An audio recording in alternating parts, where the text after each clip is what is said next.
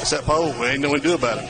I mean, you got your options. We can either make it rain by taking it down or leave it up and it wouldn't rain.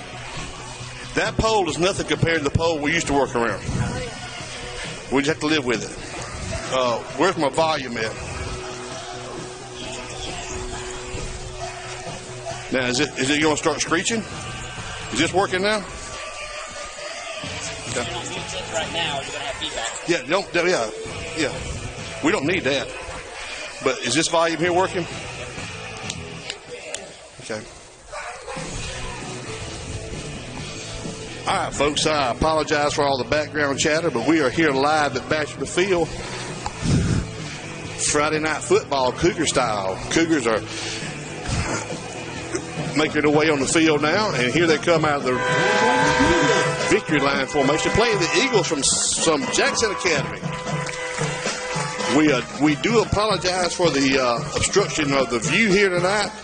We're dealing with some rain, off and on intermediate rain, and so we went ahead and put a tent up just to make sure our camera didn't get wet. So that's the best way to make it not rain, is to put the tent up. But we also have to work around this little skinny pole, which is better than the light poles we used to work around for years. We're going to start off with our prayer, our national anthem. So here we go. Chaplain here at EA, Doug Coleman, will be giving our invocation, followed by the national anthem performed by the EA Cougar Band.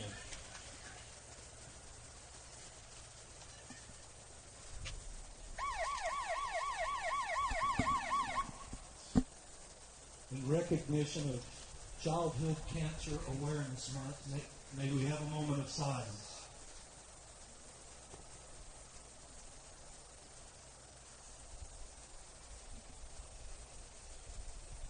Heavenly Father, we pray tonight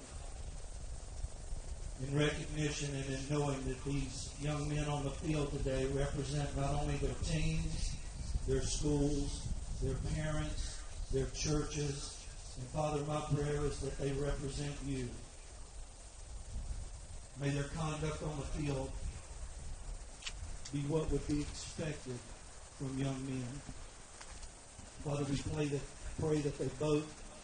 both teams play their best, and we pray that you will keep them safe. We pray for these referees as well, that they will see what needs to be seen and make the calls that need to be seen. Father, we just pray that you'll keep us all safe, and it's in Jesus' name we pray. Amen. We'll be taking the national anthem, and no one will be hitting the knee tonight here at Escambia Academy.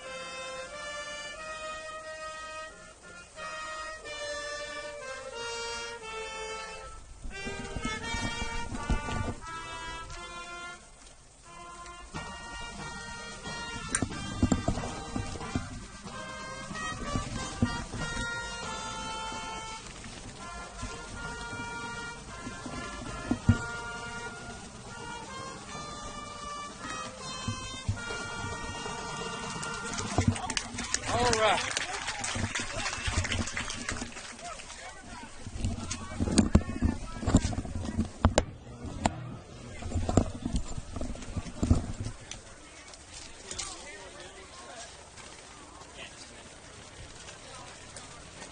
I'd like to remind you that the EA Junior Varsity Cheerleaders are selling split the pot tickets at the gate as you come in. I think it's $2 per chance or 2 for $5.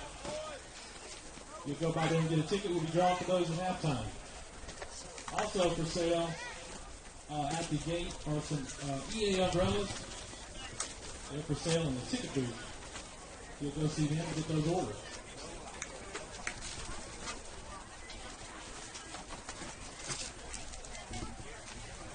darker in here, folks. Okay, we're ready to kick off. The Cougars will be kicking from our left to our right. That'll be south to north, defending the south end zone. And the Eagles from Jackson Academy will be defending the north end zone. They'll be going from our right to our left. And Jackson looks like they sported about 35 young men over here. And I tell you what, I don't know how good number 8 is, but that son of a gun looks good standing out there on the field right now. He's like a player. Either way, so the Cougars will be going from the train tracks towards the baseball field. And vice versa for the Eagles, going from the baseball field to the train tracks. And here we are. Chris, who's this? Patrick McGee. He's got the ball spotted dead middle of the 40, middle of the field. I want to thank Tim Doerr, Doerr Technology, for getting set up tonight.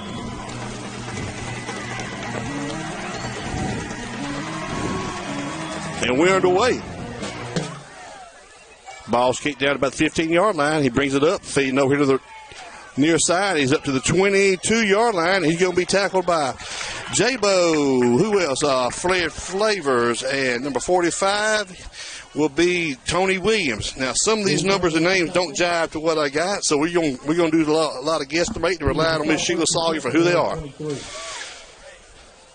Jackson's undefeated this year. Big game. Boy, number 77 is a big, tall drink of water out there. Good-looking team. Jackson's going with the red pants with a white shirt, white tops, red numerals, and kind of a blue-red helmet. And the Cougars, of course, will be in all red uniforms, tops, bottoms, and hats without numerals. We got one receiver to the right, left, two to the right, wing back to the left, long setback. He's going to be met right in the middle of the line. Looks like Welker, looks like Trey Lee, number 70, getting up, and Cameron Arbiter getting off the pile. So all three down linemen stopped that play. That'd be Thomas Knight, Cameron Arbiter, and Trey Lee across the front. Second down 10. I left my little flashlight in the truck or at the house, and I have no way of seeing nothing here except my phone. Boy, they got a receiver. They got twins to both sides, and that one on the top side split way out. Quarterback's looking, and he throws it right in the little seam. He catches a skinny post, and he's still on his feet. Misses the tackle, breaks a break to the right. You got a blocker. And the brace is on, and he's going to touchdown. Yes, he is. I'm talking about a skinny post, a missed tackle at the 45-yard line, and next thing you know, he is in from the 22. So that's going to be about a 78-yard touchdown pass, all set up by a skinny post, missed tackle by the Cougars, and it was a speed burner foot race. So with 10:51 left in the first quarter, the Cougars are down on the second play of the game.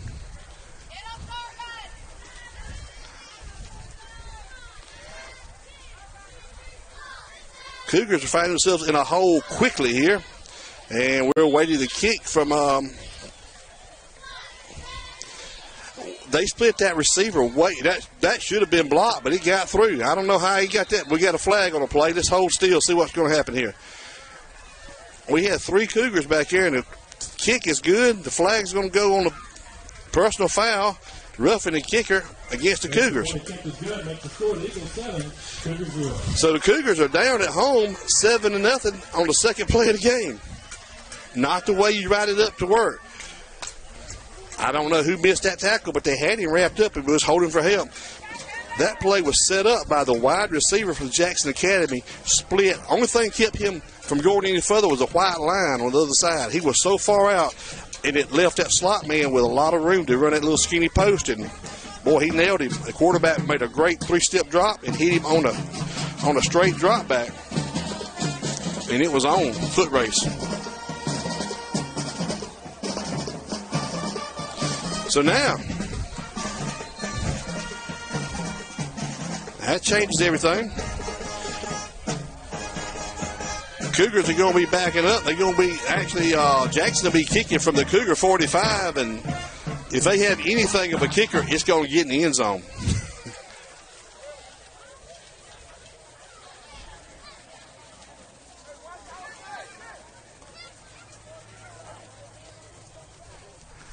So we'll be kicking. We'll be receiving this kick, and a little bit of a breeze, light cloud overcast.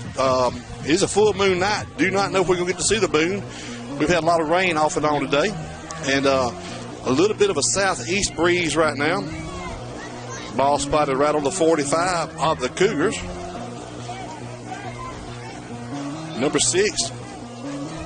He's got something's wrong. He don't have the right mouthpiece or something. Equipment failure. And he's explaining to the referee, look, dude, I'm just a kicker. I don't actually hit nobody. He said, I'm just a kicker. I don't need a mouthpiece. Or the pants are too short, but the referee is telling I don't know if it's the mouthpiece or his pants above the knees. Let's see here. But I'm missing that one. I should have zoomed in on that. Let's see what the issue is here.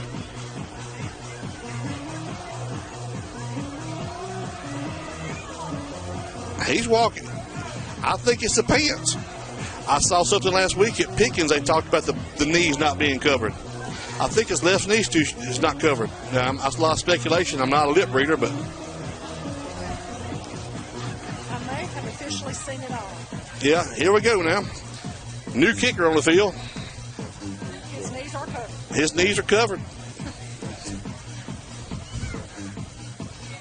Good Lord. Number 6 is still walking back, looking. He's talking to Mama. Y'all come a long way, Mama, and I couldn't get out there. I don't know what he's doing. He's still walking. But I don't know what the issue was. If it was a mouthpiece, he could have got one, but I really think it was the knees.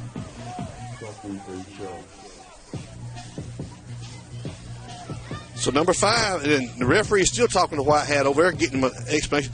Last week I saw Pickens at the Pickens game. I saw one of the referees ask one of the kids to pull their pads down over their knees, and I'm just assuming that's what it was.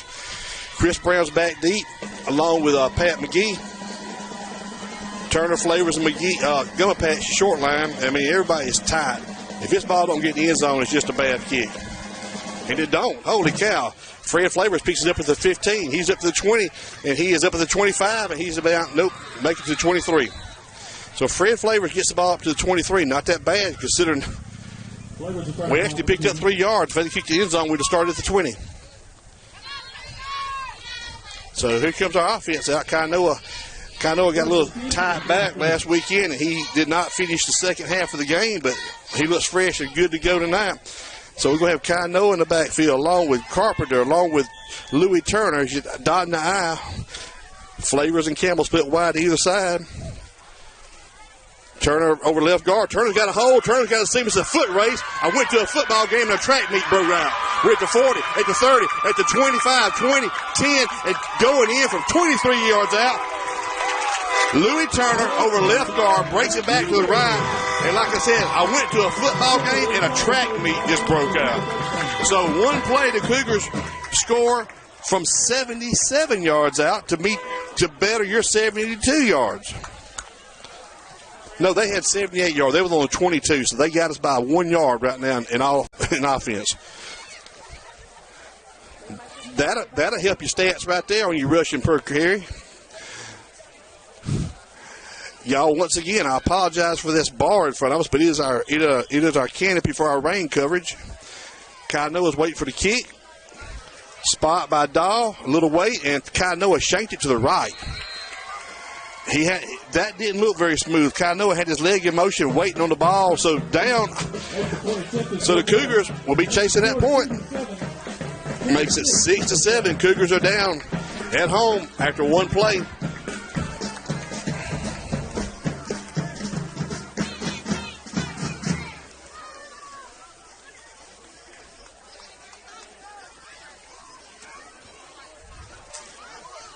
This time we'd like to recognize our corporate sponsors for this year's football season. Diamond Gasoline, Reynolds Real Estate, United Bank, Dr. William Harris, Superior Petroleum. So, once again, we're going to be kicking off. Pat McGee will be kicking off, spotting the ball on the 40.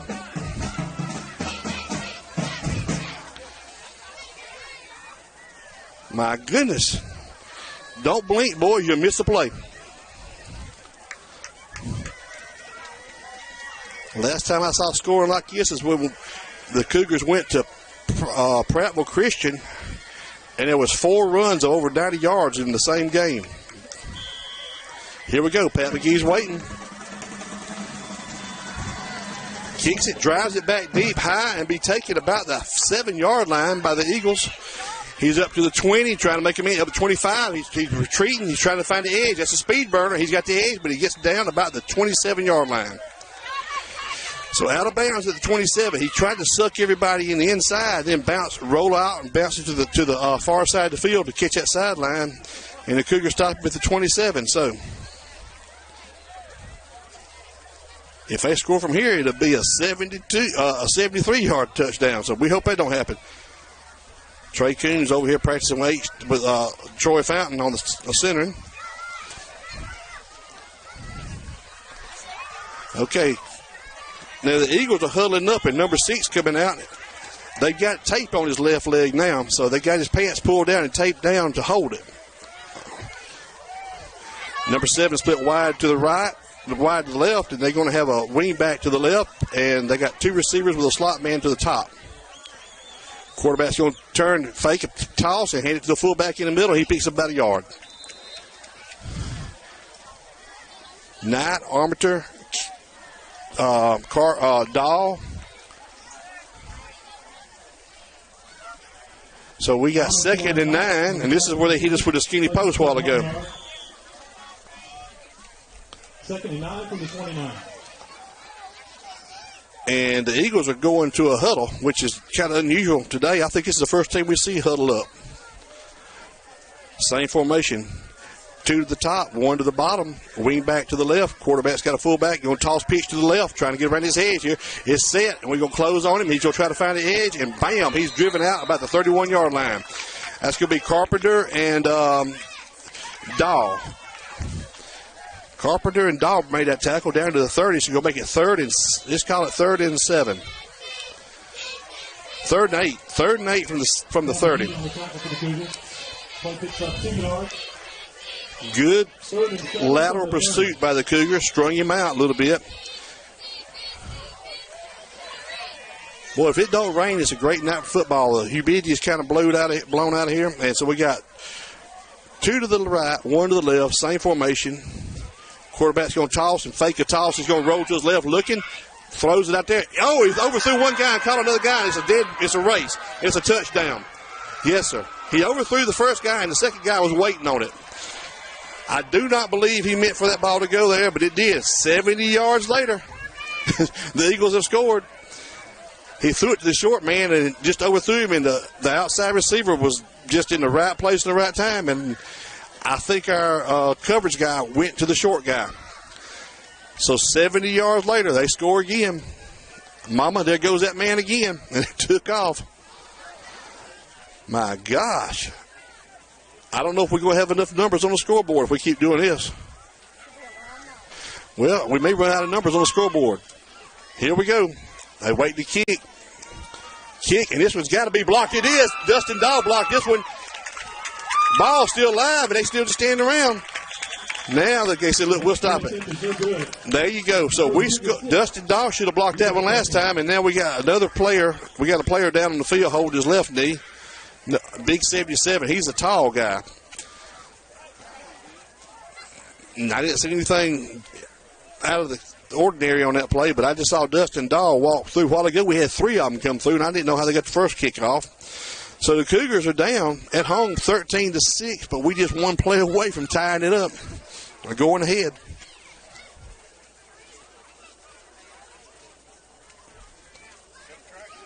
Yeah. I mean, I said, went to a football game, track meet broke out. I mean, good gosh.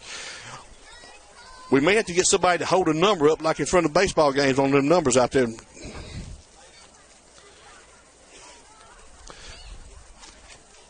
Jackson Academy come down Highway 43, I reckon, or they might have went up to 80, come across through 84 and come across through Grove Hill. I don't know, but not far from us. And they're looking over one of their wounded players out there right now.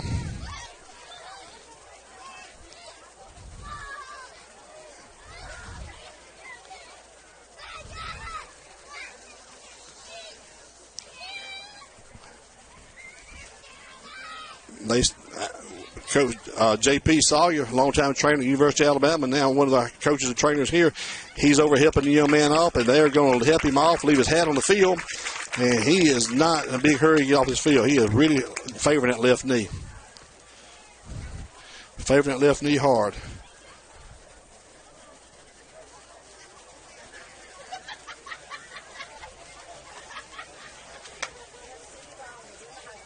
Yeah. Cindy Vaughn is here. I don't even have to see her. Nope.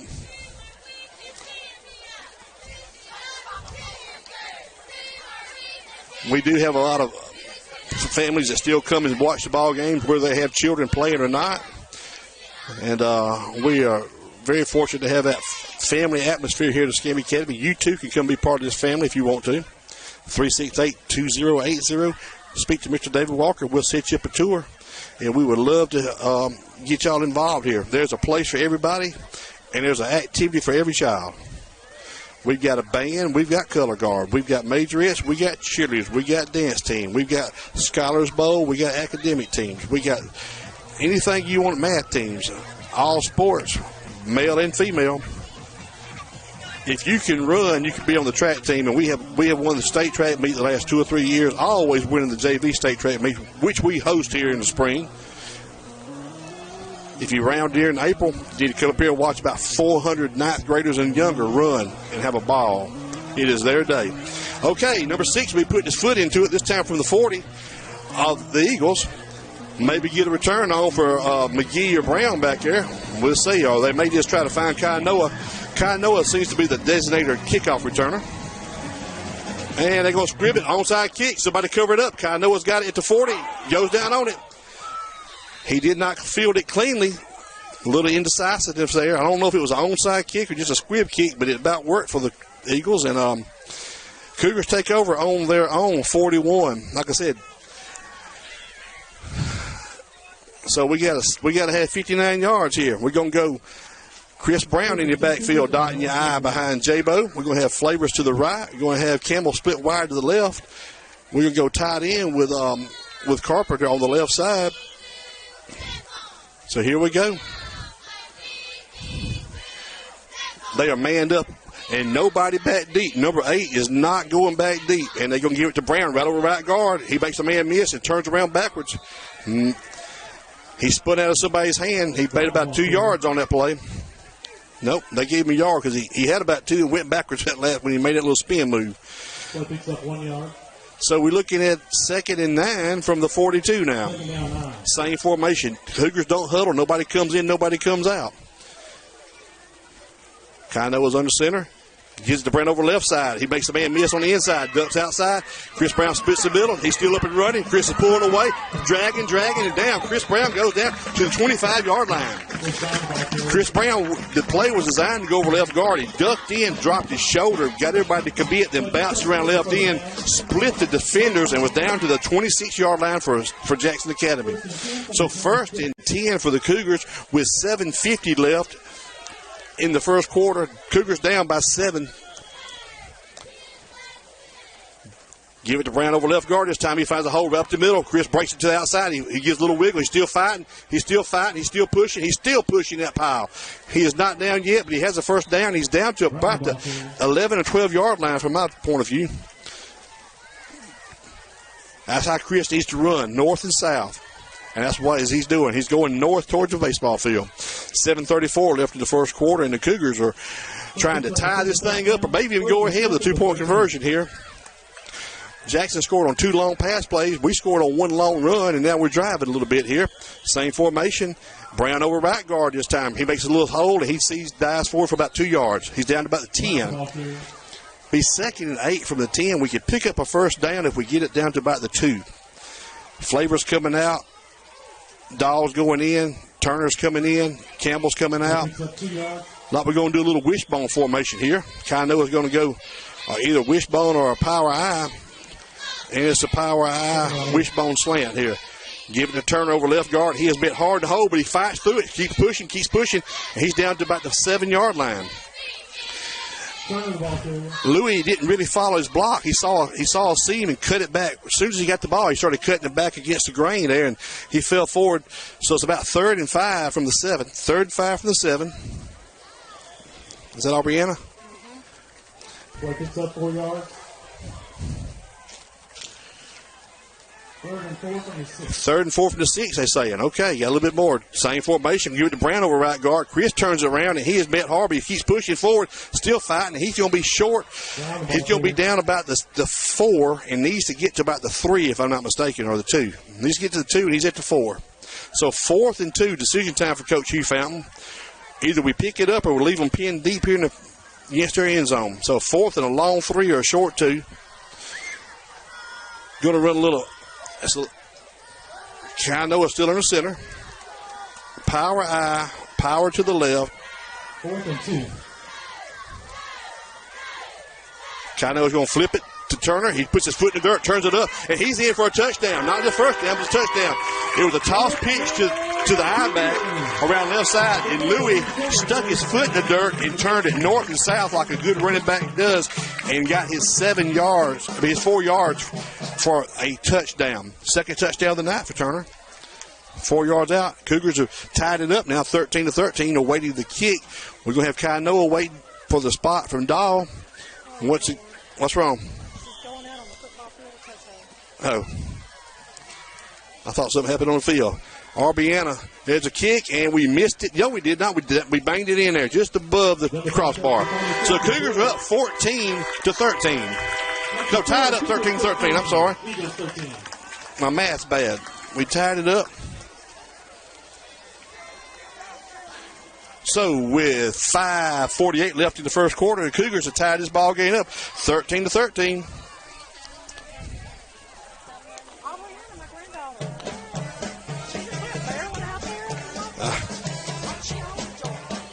Well, she may own it. All right, Coach Gartman saying, look, fellas, we scoring, but my gosh, let's stop this offense.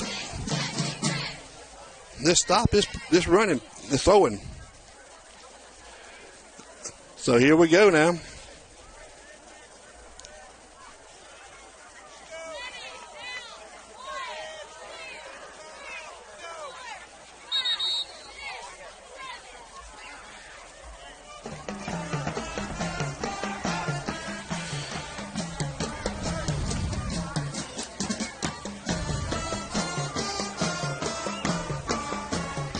So Cougars will be kicking off one more time. 5:48 left in the first quarter, and the score is knotted up 13-13.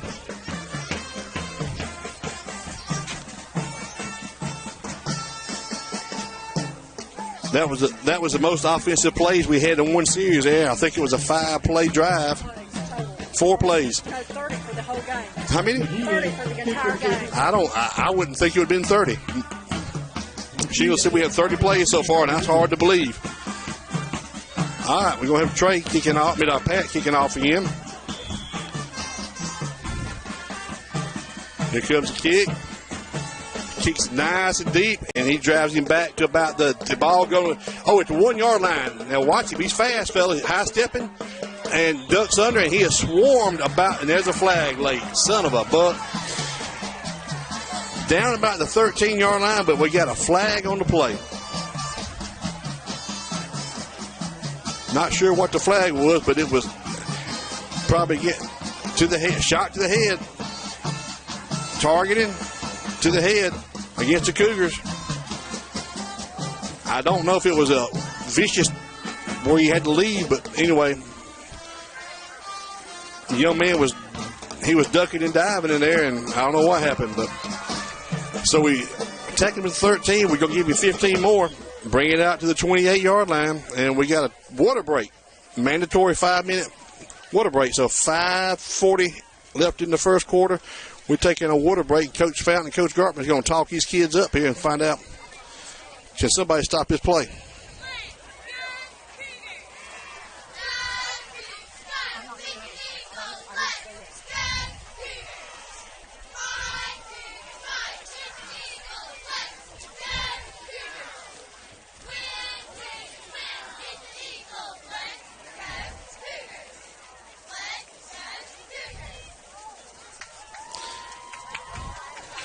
So the Cougars, crowd's kind of dead with this running game. You think all this scoring, somebody would be excited, but we kind of flat right now. But we'll figure something out.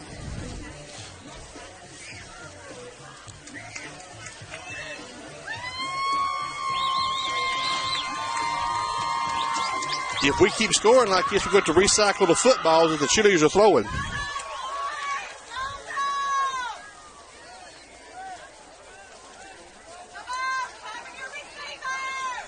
Cindy Vaughn she's got it figured out. She has recovered the receivers, tackled the man with the ball. So they're going to go number 7 split wide to the left. They got the tall, fast guys to the top right there, and we're going to go quarterback in a pistol this time with a back to his right, putting the man in motion from right to left, and we got offsides on the Eagles. Yes, we do.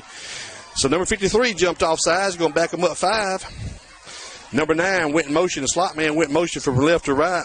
Don't know if it's a speed sweeper, just trying to get him on this side to break him down. He's a speed burner. Oh, they're going to say enticement against the Cougars. So the Cougars give up 5 yards. Whoo, we can't do that.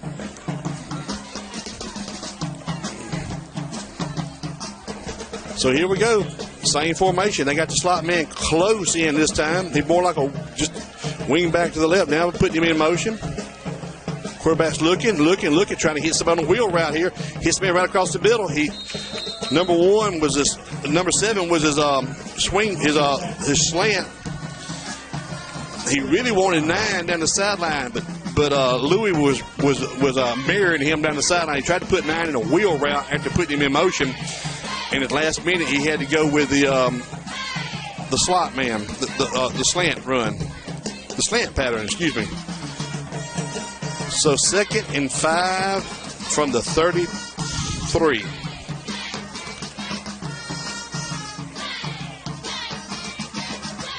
Changing it up a little bit. Put number 9 at the tailback position. Quarterback's under center. Toss pitch to the right. It's going to be a pass. It's going to be a pass. And was it picked off? It was tipped up, and I thought the Cougars were going to pick it off on the deflection. I thought we were going to catch it straight out. And if we'd have done that, it would have been a great play. But then it was almost a miraculous play, picked off from the deflection there.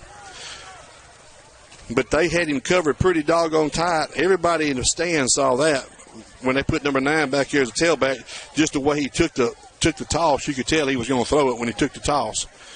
So it's going to make it 3rd and 5.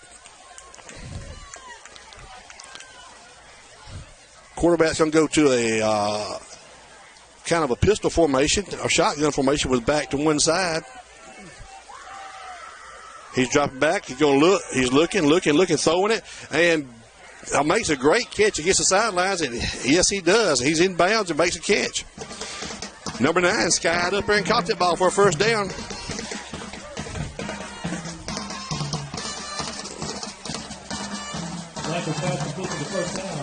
So at least we kept him in front of us that time. But anyway, it's going to be 1st and 10 for the Eagles at the Cougar 39. At the Eagle 39.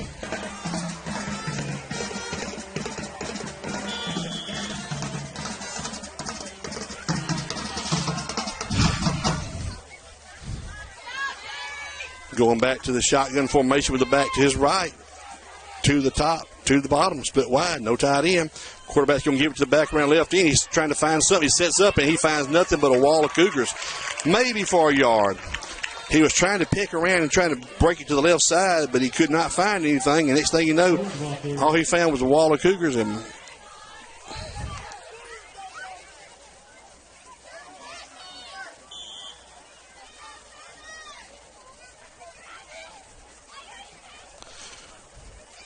so here we go, 2nd and 9 from the 41 of the Eagles.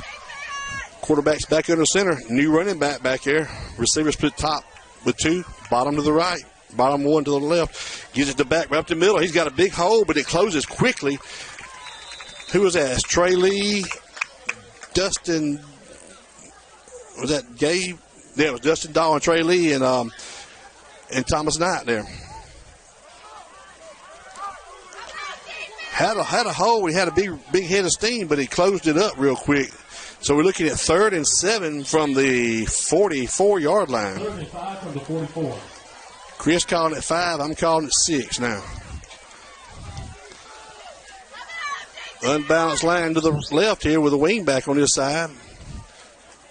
Quarterback's spot pass, trying to just make a man miss. He's got his first down and 2 more yards. He just threw it to the slot receiver, one-on-one.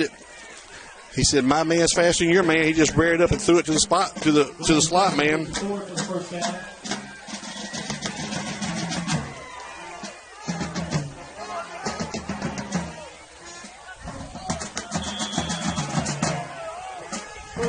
the Cougar 47.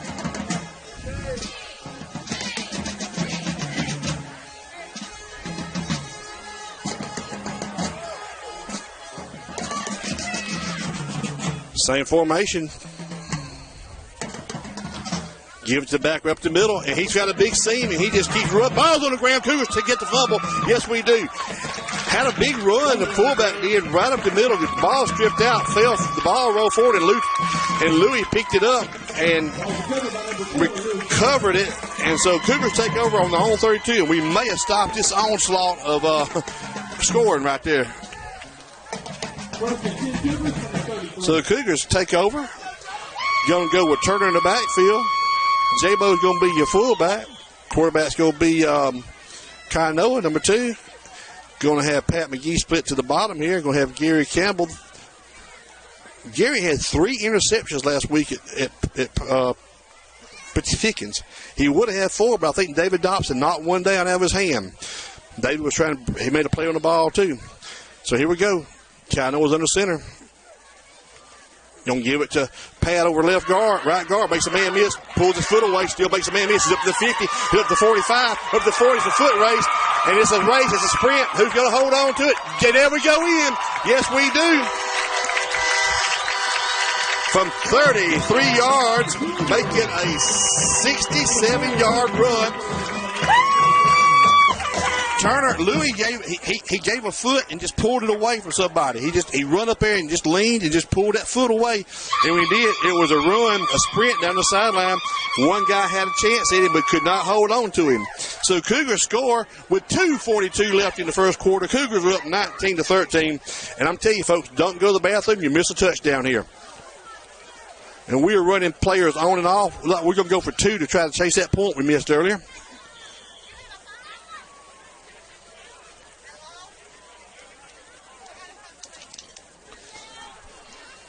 We're gonna go with the power I again. Looks like power I tied in to the right. Oh, we double tie.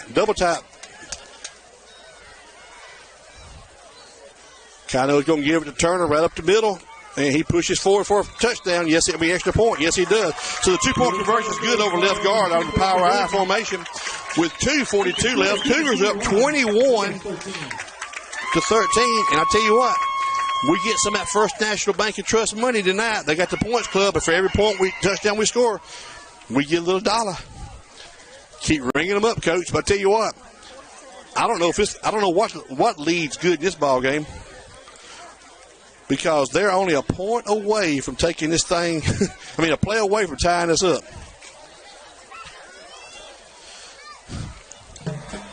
The humidity is starting to pick up a little bit. It's kind of got still, so here we are. With 2:42 left in the first quarter. Cougars are up at Bachelor Field 21-13.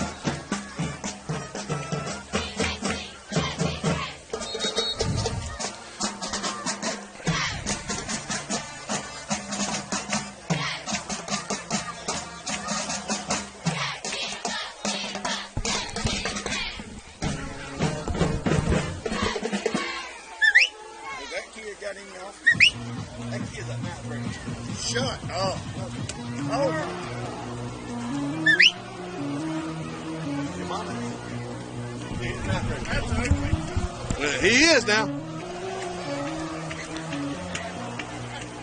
No, he's an 8th. He's a 10th grader this year. I'm sorry. He was a 9th grader last year. He was a 9th last year. He's a 10th grader this year. So here we go. He's kicking from right to left to right. Kicks it deep. Ball's going to be taken about the 12-yard line. He's trying to get that outside over there. He got a little seam, he got a big seam. It's a foot race, and well, thank goodness somebody tricked him about the 45-yard line. All we need is a starter gun and batons. I mean, honest to goodness, this is a track meet.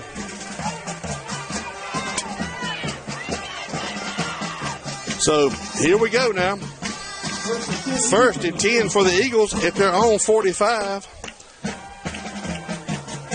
And for a minute, I thought he was supposed to take that one and turn it into 6 because it was a wide. He had him a dead head run and somebody ankled him. Here we go. Defense asking for a little fan support here. 2:33 left in the first quarter. Cougars up 21-13. Same formation. 2 to the top, 1 to the bottom. Quarterback's going to give it to fullback blast. A little fullback trap, really. And he picks up about 5 yards on that play. They go ahead and down about the 49.5. Just shy of the 50. Just shy of the 50. Solid ball carrier. 9 on the tackle for the Cougars. Picks up 5 yards. 2nd and 5 from the 50. 2nd and 5 from the 50. And we got timeout by the Cougars. Timeout by the Cougars. With 2:04 left in the first quarter, the Cougars were up at home 21-13.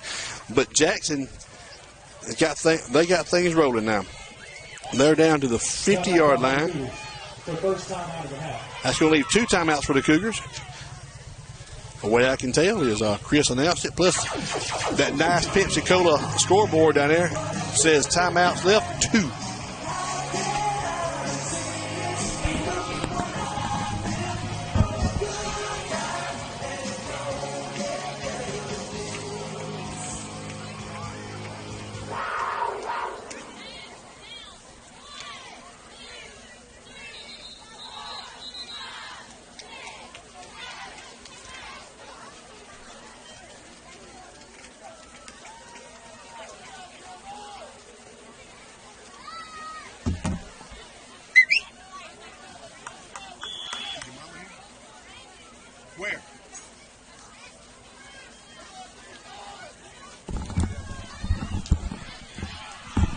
And there's a foot race again, and we're taking off, and we're going to be dragging him down to about the 25-yard line. Good gosh almighty. That play happened before I was even ready.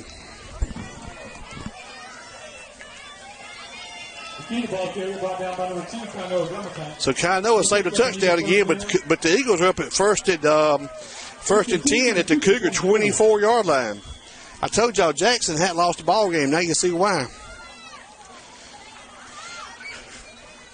You cannot take a play off in this game, and you will get burnt for a touchdown, looks like. So here we go. Same formation. They have not changed formations at all, hardly. Give it to fullback right up the middle. He's got a big hole, and he just runs up. He just follows his guard right up the middle. He picked up 7 yards too many. We had a shot at the line of scrimmage and missed him. So with 1:31 left in the first quarter, and the game clock's not running. Why is the game clock not running? Now it's running. Okay. So the Cougars are trying to stop his attack here. Fullback's up, the quarterback's under center again. Going a little counter play to the fullback. He has stopped. That play was just a little slow in developing, and he might have picked up a foot. So third, and let's just call it 3rd and 2. 3rd and 2, or 3rd and 3.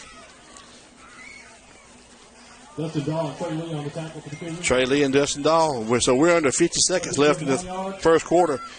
They've got to get one more play off. Play clock's at 17 and counting. Eagles still in the huddle. Game clock's at 40 and counting.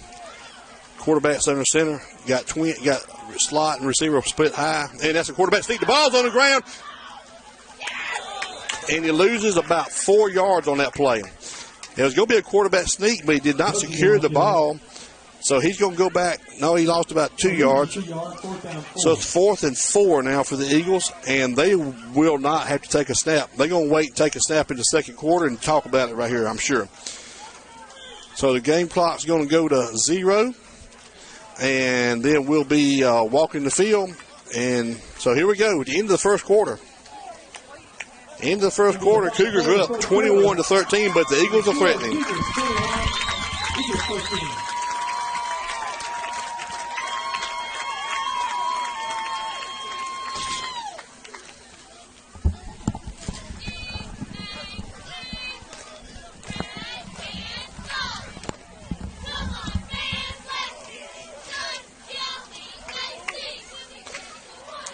Okay, we're going to have a little pyramid formation out here.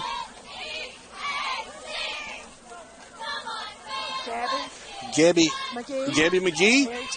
Hang on, got Gabby McGee and Mary Thompson Lancaster and Tanisha Wheeler. Callie Bird. Brandy Wooten. And Bailey Lancaster. Victoria Sawyer. Melanie Fournier. And Bailey Hales. I'll get them before the year's out, folks. See, the problem with cheerleaders are they don't have names on their jerseys or numbers. And they're so beautiful, it's hard to tell them. And they all pretty girls. They all work hard. But tell you what, now, I said this before, and I'll say it again. If you don't think cheering's hard, become a cheerleader. Because the first hard thing about cheerleading is when you make the squad, they turn around and they say, hey, Mama, Daddy, can you stroke me a check for about $1,200? So that's the first hard thing about being a cheerleader, that $1,200 check. But then they practice all summer long and do a great job. I want to show y'all something down here if I can get it. Yeah. There's Sydney Vaughn. When y'all hear that war cry, that's usually the word that Sydney Vaughn's in the house. So here we go. Cougars trying to find a little defensive stand here. Well, we're trying to find a big defensive stand. We're going to be working around this pole here again, folks, so apologize. They're going to have two here to the boundary side. Quarterback's going to drop. He's looking. He's going to float one out here to the swing back. He bobbles it, and he's going to pay. No, he did not. I thought he was going to pay the price for it. But he did not pick his first down up, so the Cougars take over on downs. Cougars take over on downs right there. He went out of bounds about 2 yards too short. So Cougars make a stand there. Take over 1st and 10 at their own 21-yard line. Big play right there. So the last two times the Eagles have had the ball, they turned it over this time on downs. The last time they turned it over on a fumble. And so far, that's the only thing that stopped him from scoring. So we have stopped them once, and they stopped themselves. So here we go. Campbell to the boundary side. Doll split wide high. We got a pistol formation with a back deep. Toss pitch to Brown around let right in. He's trying to find a little corner. He's got a seam. He puts his hands down, He's still up and running. And he falls forward for about 14 yards. He put his head down to hit somebody and ended up missing him and run on his hand. And so he's down to the 36-yard line. First down for the Cougars. That was a good play for Chris because we had a lot of open area back there for him to find a slot, find a seam. So here we go. Same formation.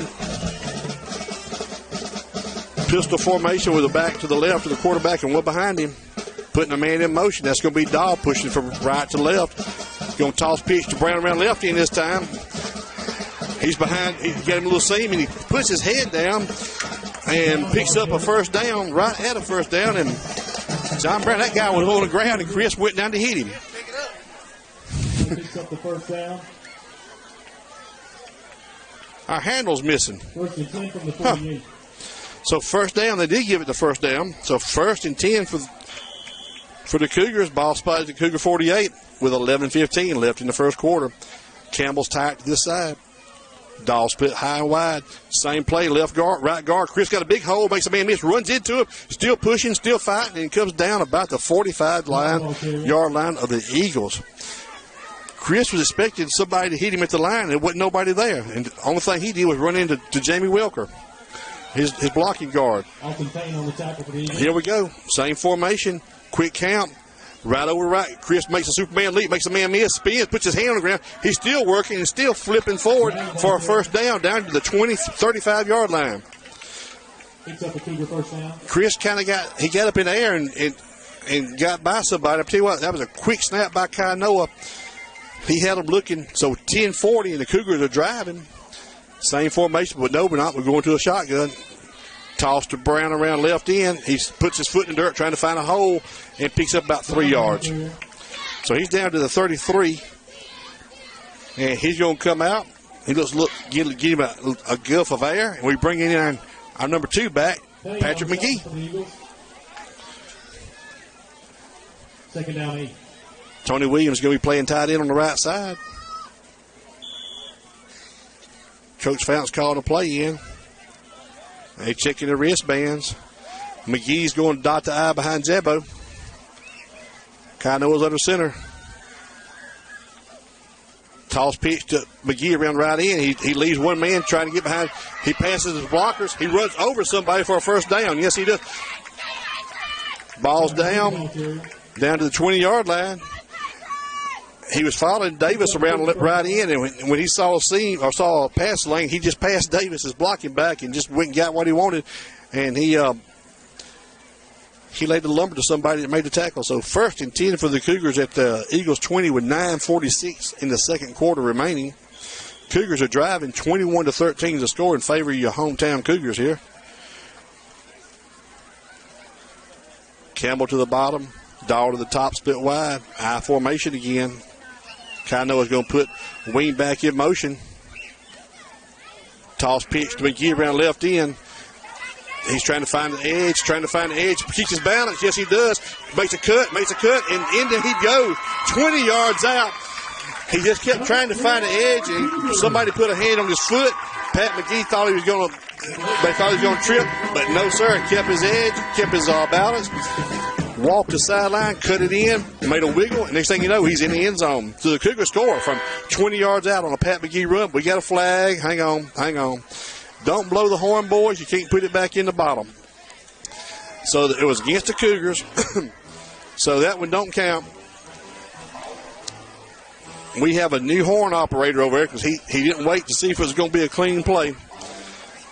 So that negates a 20-yard touchdown run by Pat McGee. Backs us up, makes it 1st and 15 from our 25. I think we had somebody in motion.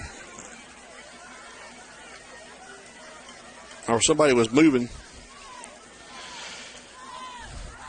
Chris Brown's checking back in at dot and the I. Same formation. Give it to Brown over left guard. He makes a man miss, fires through there. He has about 10 of those.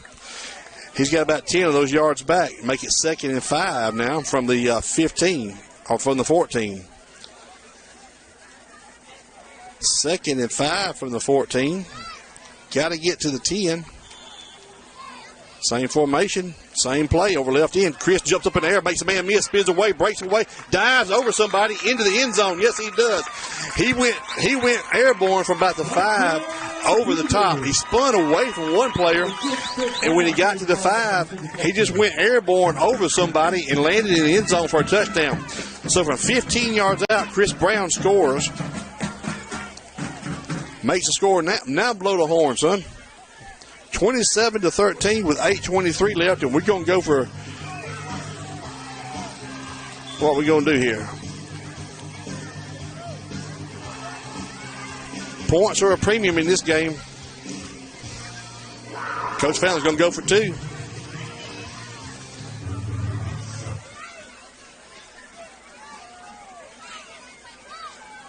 I formation again. Brown's in the backfield, dotting the I behind Carpenter's your fullback. Toss pitch to Brown around left end. He's tossed it, he's pitching it, and in the end zone is Gary Campbell for the 2-point conversion. Yes, he does. A little halfback pass there. Gary Campbell standing there, just waiting on it, just like he drew it up on the paper. So Campbell scores the 2-point conversion, making him score 29-13 in favor of your hometown Cougars.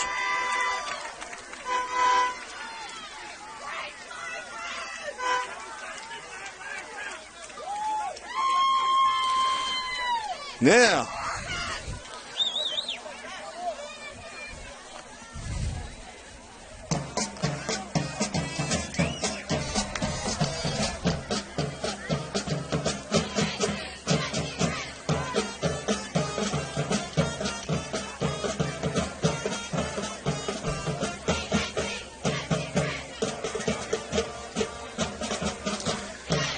So with 8:23 left in the second quarter, Cougars got 29. The visiting Eagles from Jackson Academy sporting a 13. But I tell you what, that lead does not look insurmountable right now and don't look safe. So here we go. Cougars will be kicking from our right to left.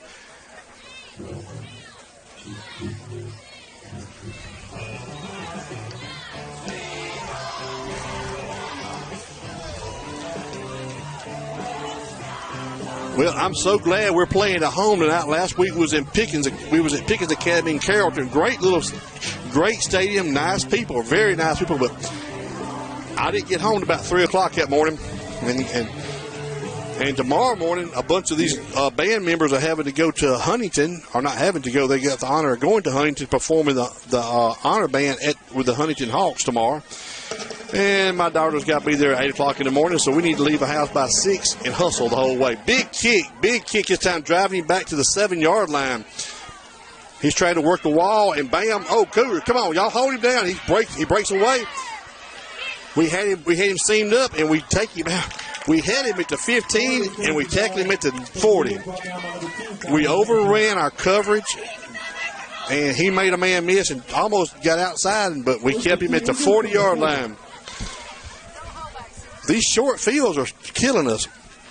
So 29-13, Cougars are winning at home at Bachelor Field with 8:11 left in the second quarter, and the Eagles take over at their own 40-yard line.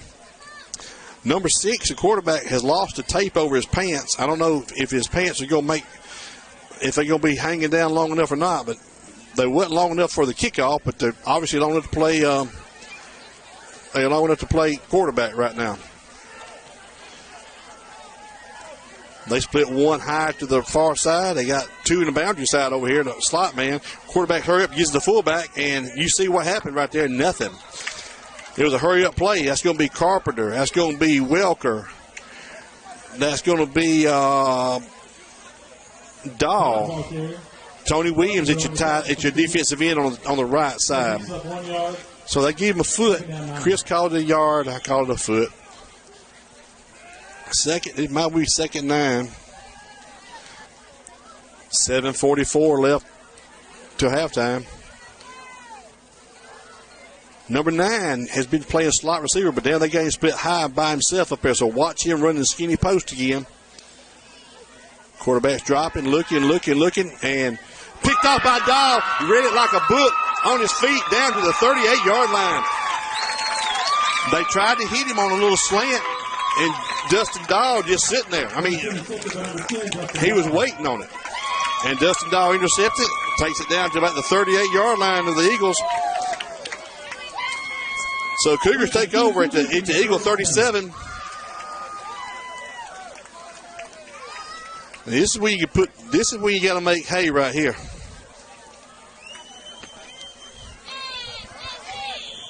Jackson brought a nice crowd with them. The Cougars have got a pretty decent crowd tonight. I think the threat of rain may have held some people off. I don't know.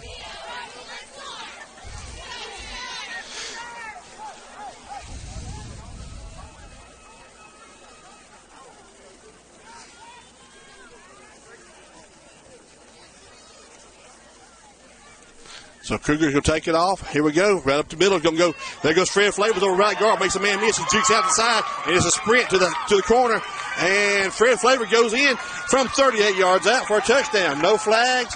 Fred went over right guard and made one little juke move. And next thing you know, he hits outside edge and he's gone. It's a sprint to the corner. And so from 38 yards out, Fred Flavors takes on the first play after a Dustin Dahl interception. Makes a score of 35-13, awaiting the extra point conversion. Fred's a 10th grader also.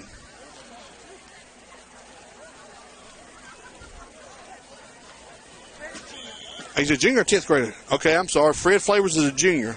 Number 3 is a junior.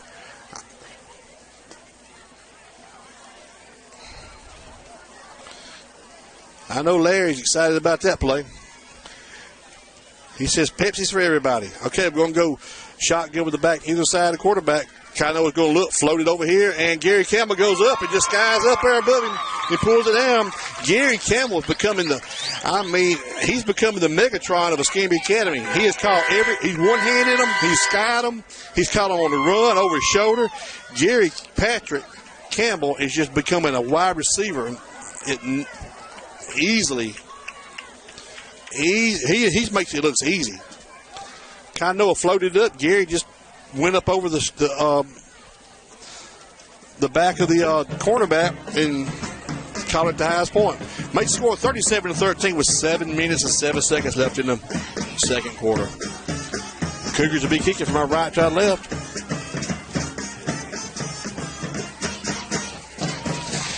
Somebody needs to call somebody at First National Bank and Trust and tell Stephen Van Pelt to get that money out because we running up some points tonight.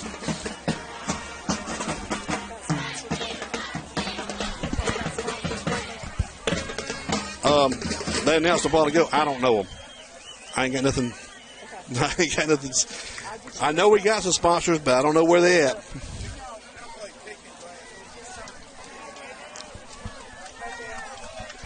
They're pretty weak.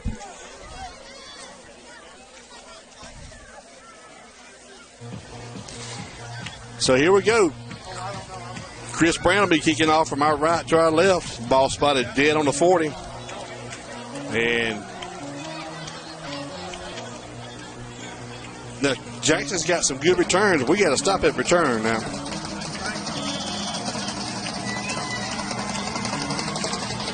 And here comes the kick. High kick. Does it get back here to about the 15-yard line? He's up in the middle, trying to get outside.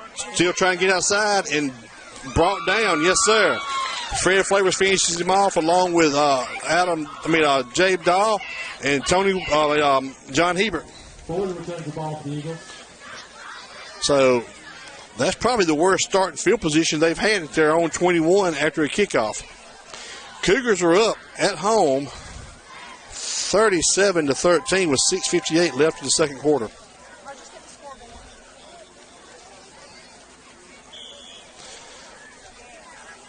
I mean, somebody picked me a highlight play so far because they all be in highlights. I think the shortest run we've had for a touchdown is 15 yards. So they're going to go empty. No, one back behind the quarterback, putting the wing back in motion. Toss pitch to the quarterback, to the back, and bam! Hello, Joe Carpenter. Joe stepped up and put a who's your daddy lick on him. Carpenter on the tackle for the Cougars. Loss of a yard. They loses 2 yards. Second and 12. Second and 12. Chris Kurtz calling it. Longtime public announcer here at Escambia Academy. Chris's children have all graduated, but Chris still comes over on Friday nights to call the football games. And we appreciate him immensely, him and Susie. Number 9 split high to the left. 7 and 8 is going to tighten up in this boundary over here. Got a wing back to the left. Quarterback's got a back deep behind him. He's going to float it. He's looking, float to the running back, and he don't want none of that. That might have been a lateral. Nope. He tried to hit the running back on a little swing pass, and he had his eyes looking up the field and just could not hold on the ball. It was not a lateral. It was a complete pass, so make it 3rd and 11, 3rd and 12 from the 18, 19-yard line. Ball's on the 19 of the Eagles, 3rd and 11, 3rd and 12. Then you got, I just don't think he wanted that ball. I think he saw a red shirt closing on him quickly. Wide receiver was trying to take everybody deep and leave a little swing room there. That's a big old quarterback they got. Same formation. Quarterback's dropping, rolling to his left, looking. He makes a catch. The guy breaks away. He's got his first down, and the foot race is on again, but we catch it from the back. We had him for a stop. He would have been short of the first down, but he spun away from our initial contact.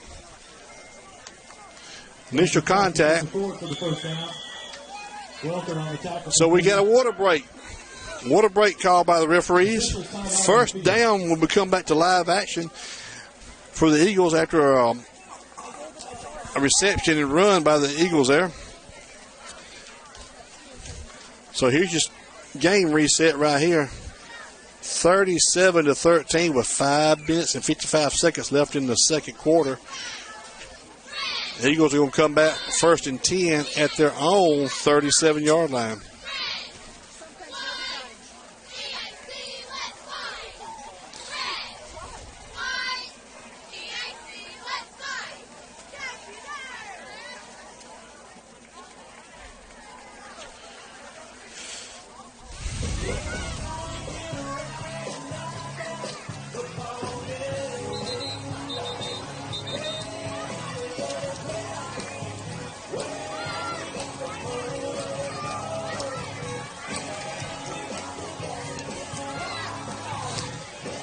So we come back to live action. Cougars on defense after giving up a 3rd down and 11 play for a 1st down.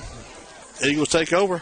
The Eagles take over, continue their drive at their own 37-yard line.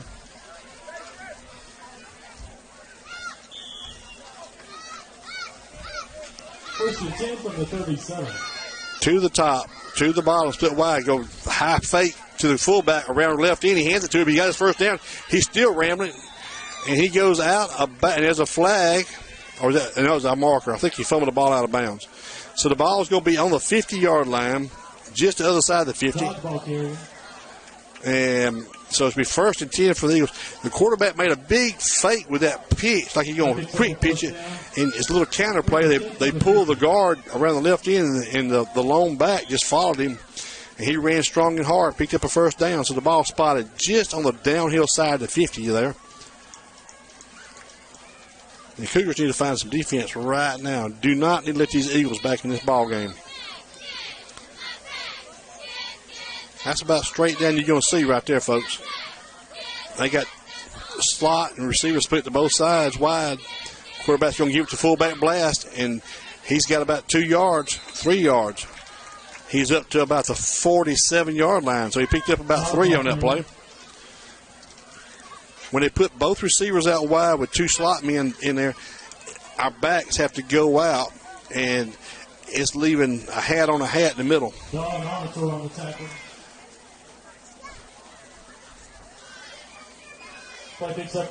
So we got Cameron, Trey, and Thomas down on the down lineman.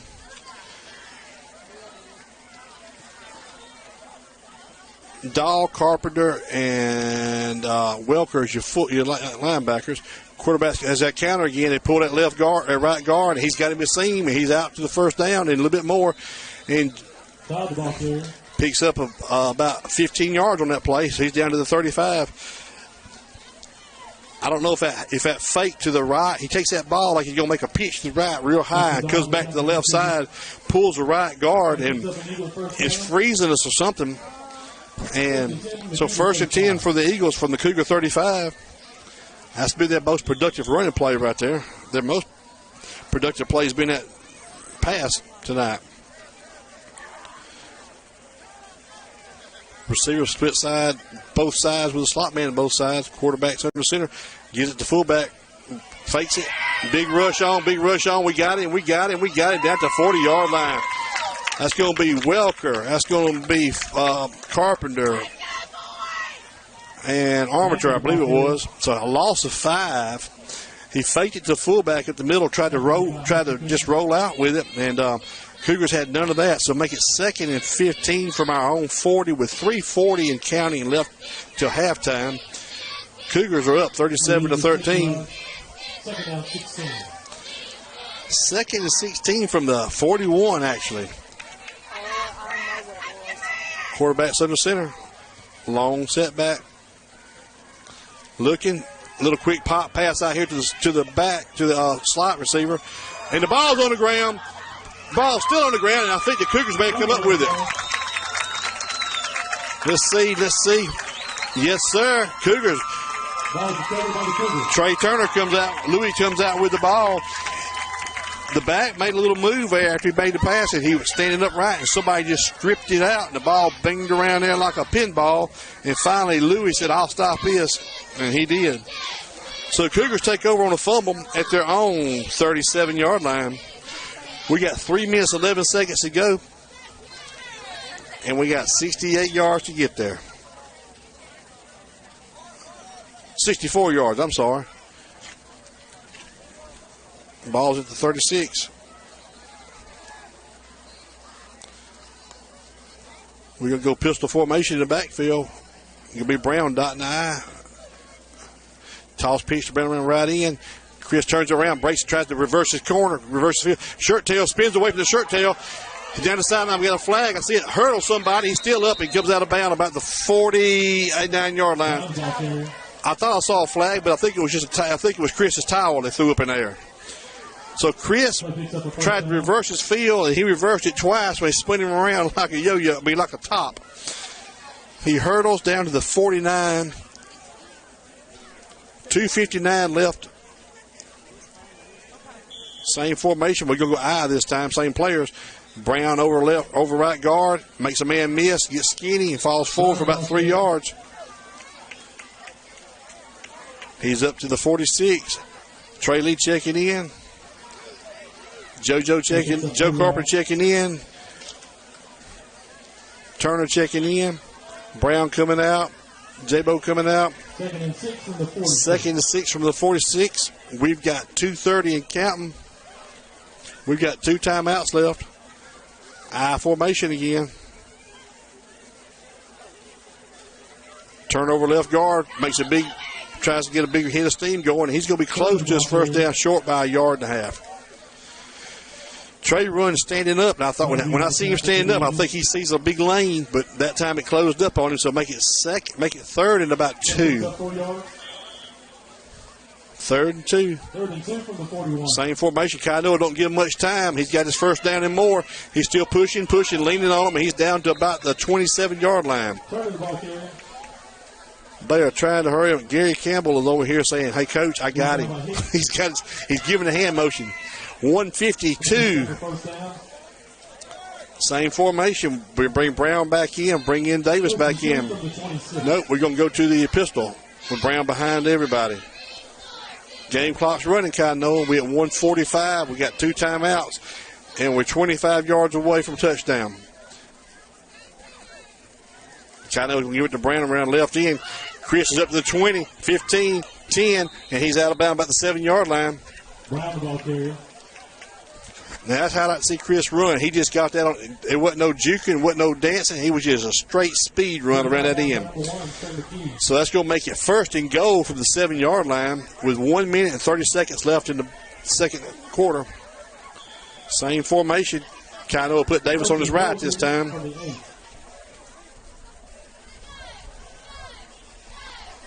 Brown trying to find a hole. He's got a little hole. He's still fighting, pushing. He's down to about the 4-yard line, looks like. About the 3. We at 116, 114, 2 timeouts. We're at the 2-yard line. So 2nd and goal from the 2. No need to rush. No need to panic. Just get up there and run the same play. It should pick you up 2 yards. 2nd and goal from the 4. And they're going to get the same play. And Chris Superman's in. Yes, he does for a touchdown. Chris leaves the ground for about the 4-yard line and comes down. So that makes the score 43-13. Awaiting the extra point here. We're going for 2.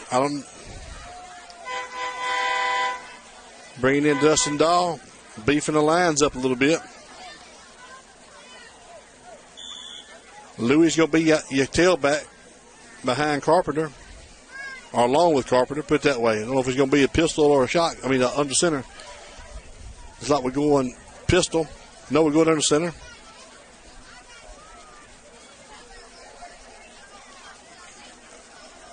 Kainoa's looking, floats it out there, and right off of Dahl's chest. Dustin Dahl had a 2-point conversion. It went right between the 1 and the 0. So that's right now. So that leaves a score of 43-13 with less than a minute in the second quarter.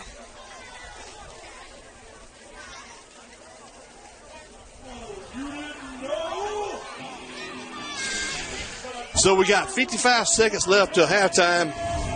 Cougars are up by 30, 43-13. And tell you what, the way the Eagles scored in first touchdown, they are not out of it. One play and they gone. We're going to have a little, get ready for I see our band making their way down to the sideline. We're going to have band. We're going to have cheerleaders. I think we may even, I see dance team getting ready. I think we may even have small cheerleaders. I've been seeing them running around here in their shirts, so I don't know if they're going to do a routine or not, but let's see here. Oh, yeah.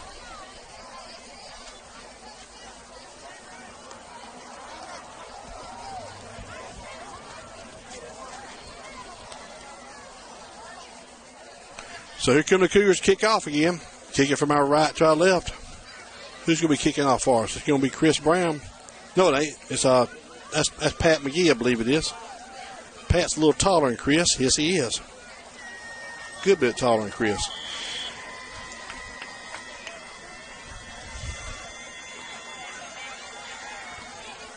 A little squibber down here about the 30-yard line. It's a live ball, and he covers it up. At the last minute, Jave Dahl was going to scoop that one, I believe. So the ball, they take over at the 31-yard line with 55 seconds left to halftime. The back did not seem to think it was very important to cover that ball, and Jave Dahl was supposed to close. He would close on it very quickly.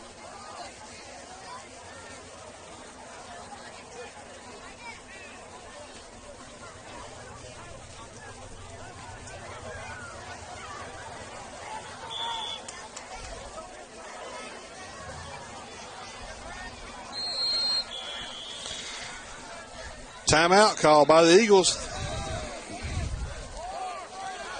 So with less than 55 tickets, just about 55 ticks left on the clock, Cougars up 43-13 at home at Bachelor Field. Do what, ma'am?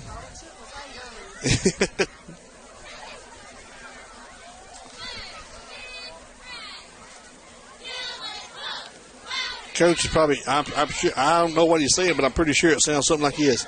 Don't let anybody behind you. And when you get the guy, hold on. If you can't bring him down, hold on for help, to help gets there.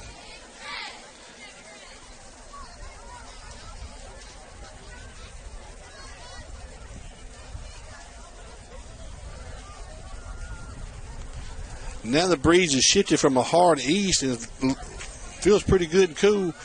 I don't know whether the moon can be seen tonight or not, but it's supposed to be a full moon with some kind of it'd be beautiful if we could see it. Too much cloud cover.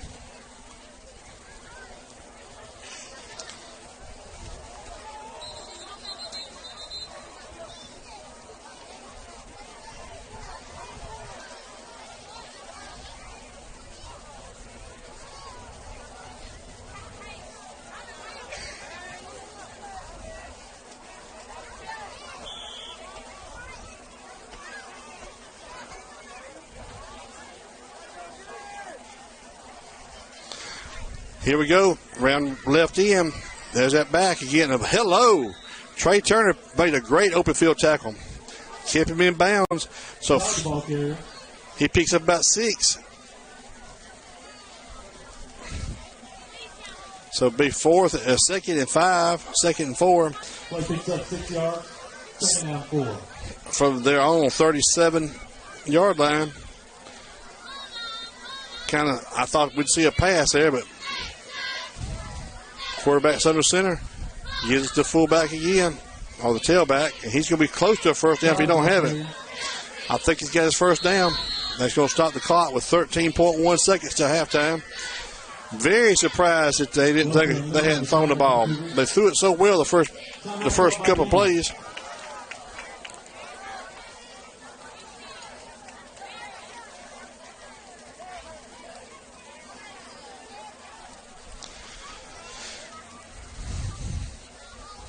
So Cougars holding a commanding 30-point lead here, 43-13, is right, probably the last play before the halftime, unless we have an incomplete pass or some kind of goofy penalty.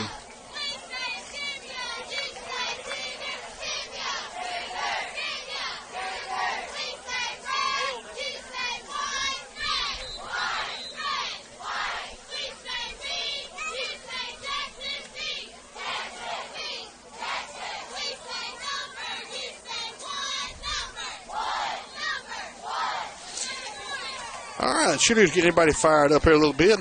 Like I say, our band will be on the field at halftime along with our dance teams and the ever popular Split the Pot. Once again, I made another deal. I'll split my half if I win it. Quarterback's looking. Gonna be a little lateral, hooking lateral. Yes, it is. And bam! Carpenter shut that down real quick. So that's going to be timeout called by the Eagles, leaving 3 seconds and 3/10 left in the first half. The final timeout of the first half. Yeah, that play didn't have a lot, didn't look very promising. I think it would have been better to go on deep with it because when he caught it, everybody saw it was going to be a hook and lateral. And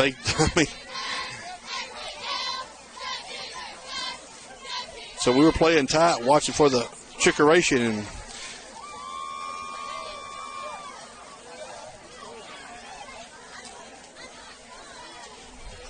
Coach Gartman trying to get his defense lined up. Kano and Dawes going to be back deep, keeping everything in front of him, looks like.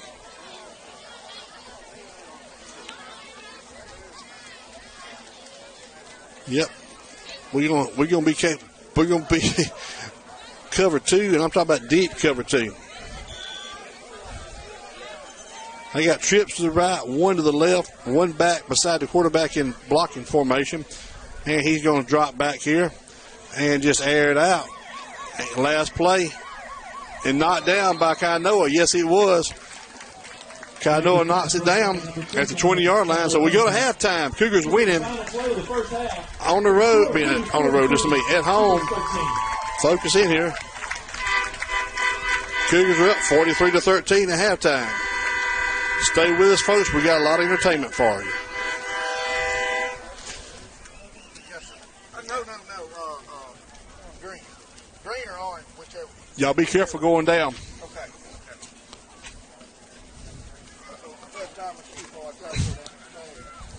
I'd hate for them to land. What if you Make get? sure you was all right first. Okay, here comes the band out here. And once again, the band gets so wide, I can't get them all.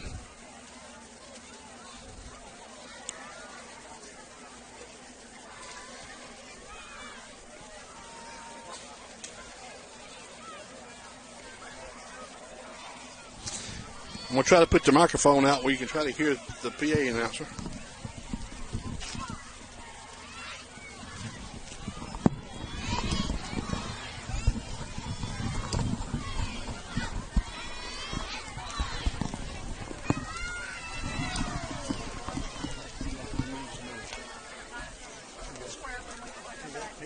I might not have you get back. Fallon may be up here and got it.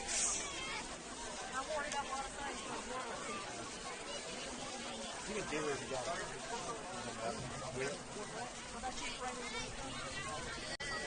Here you go. Should get yours to her too.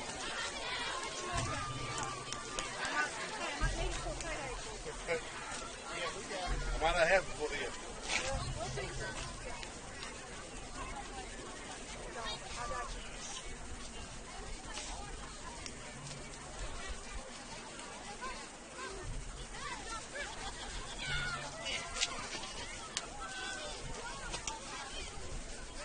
Okay, folks, we get ready for our band to come out on the field. Then we'll stay with you and just I'm going to try to see if the microphone will pick up the band's music. I don't know, but we got it pointed that way. So we're going to have the Pepsi challenge at halftime also. Please join me in welcoming the Escambia Academy High School Band. Tonight's show will open with songs from the musical Grease, including Summer Night and Hand Jive. The show will close with two other Grease favorites, including Hopefully Debated and We Will Always Be Together. Soloist is Chandler Reagan. The band is under the field direction of Abby Harris. The band director is Mr. John Bell, and the auxiliary director is Mrs. Mary Black. Drum major, is your band ready? So sit back and relax and enjoy the Escambia Academy High School Band.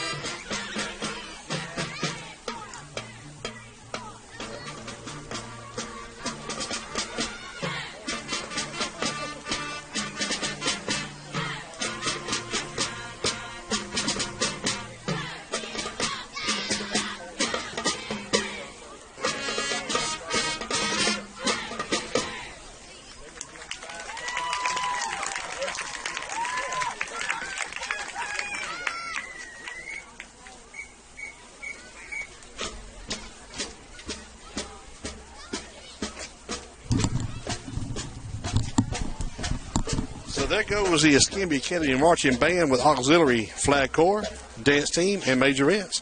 Doing a great job under the direction of Mr. John Bell and Miss Mary Blackman. So here comes the varsity cheerleaders. West UCA cheer camp.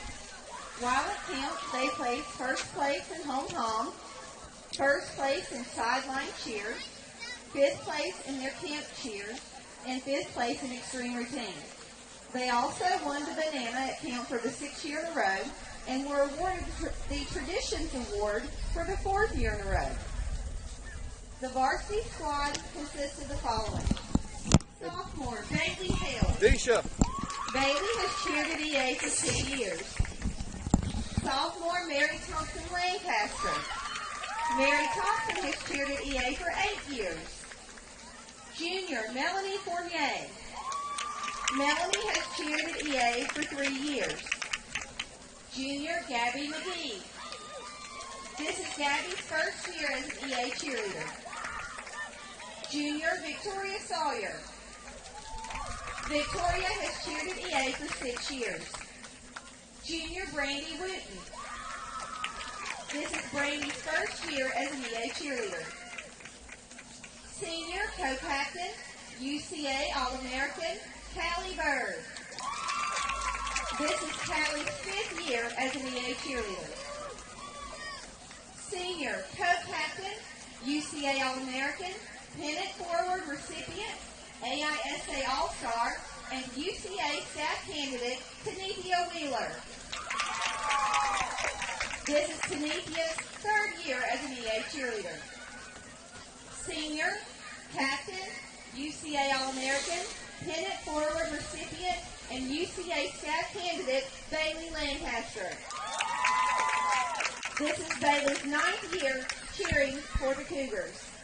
At this time, the girls will perform for you their state champion pom-pom dance routine.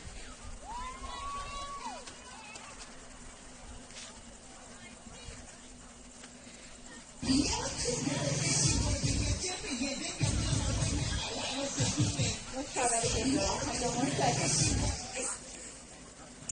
All right. She's about to start it. The music's on.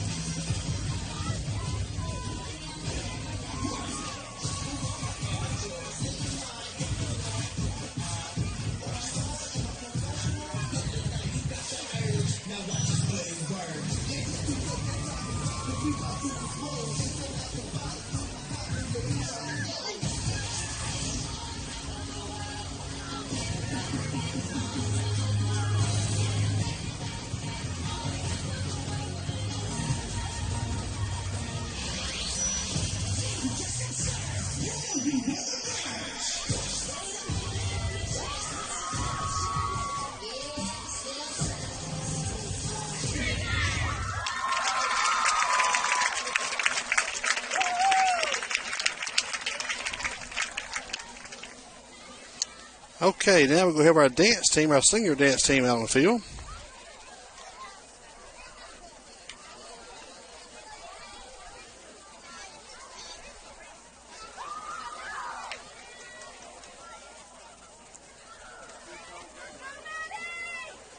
Esmeralda Franco, Sarah McGill, Maddie Locke, and Claudia Stewart. 3 seniors and a 10th grader. Ladies and gentlemen, introducing the 2016-2017 Varsity Dance Team. They are under the direction of Miss Tyra Livingston. Sophomore, Maddie Locke. Senior, Claudia Stewart. Senior and co-captain, Sarah Elizabeth McGill. And senior and captain, Esmeralda Franco.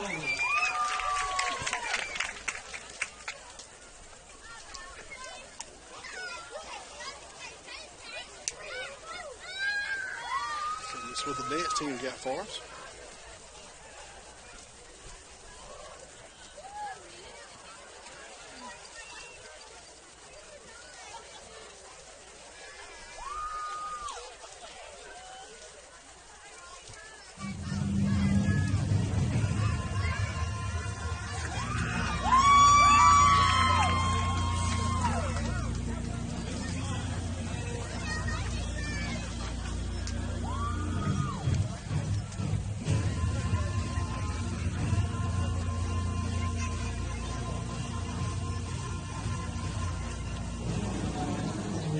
This is Cougar territory.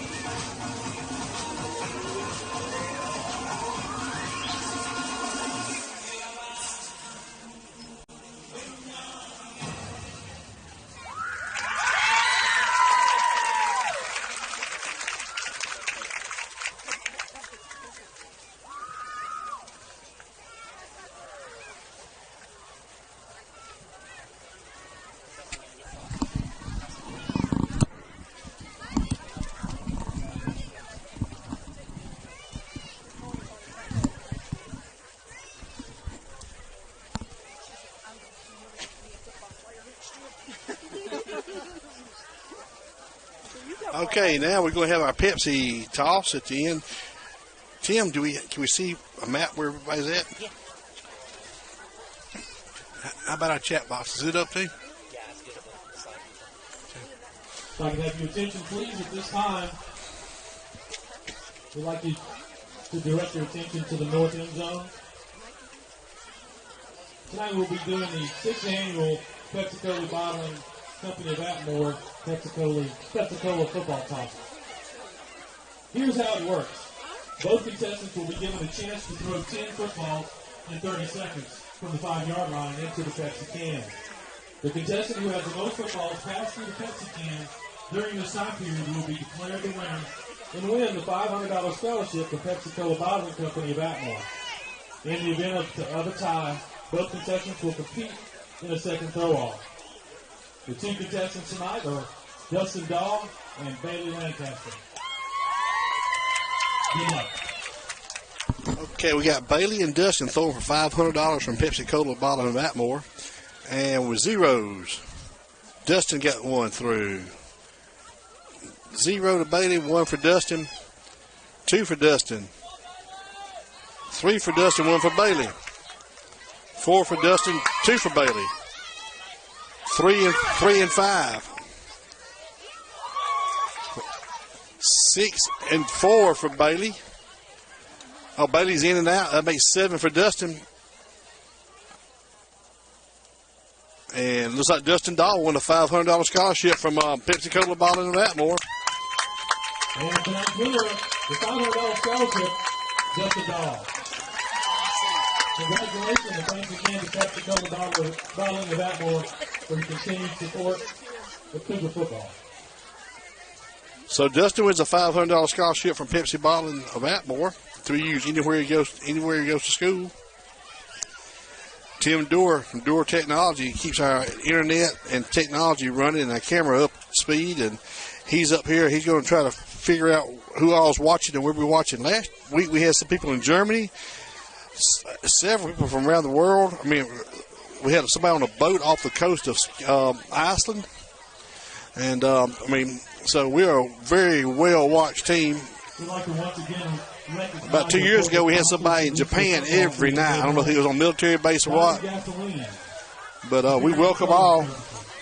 Dr. William Harris, United Bank, Reynolds Real Estate. So, just to recap of the game, let me tell you how it went. It went this way real fast and that way real fast. And next thing you know, Cougars, it was a track meet. The first 4 plays, I think it was 5 plays and there was 4 touchdowns scored. Both teams. 2 apiece. Cougars settled down, made a defensive stop, took over on down. We've had an interception. We had a couple phone returns, recoveries for against the Jackson Eagles, and the Cougars were able to go to halftime leading 43-13. Jackson kind of got away from what they were doing good. They were throwing the ball and running, and we were missing tackles, and I don't know if we started making tackles or they decided to quit throwing it, but whatever it is, I like the way it turned out so far. Maps up. Well, we heavy on the south, on the coast. We got somebody in Minnesota, North Carolina, 2 or 3 in Kentucky and Tennessee. Let me see.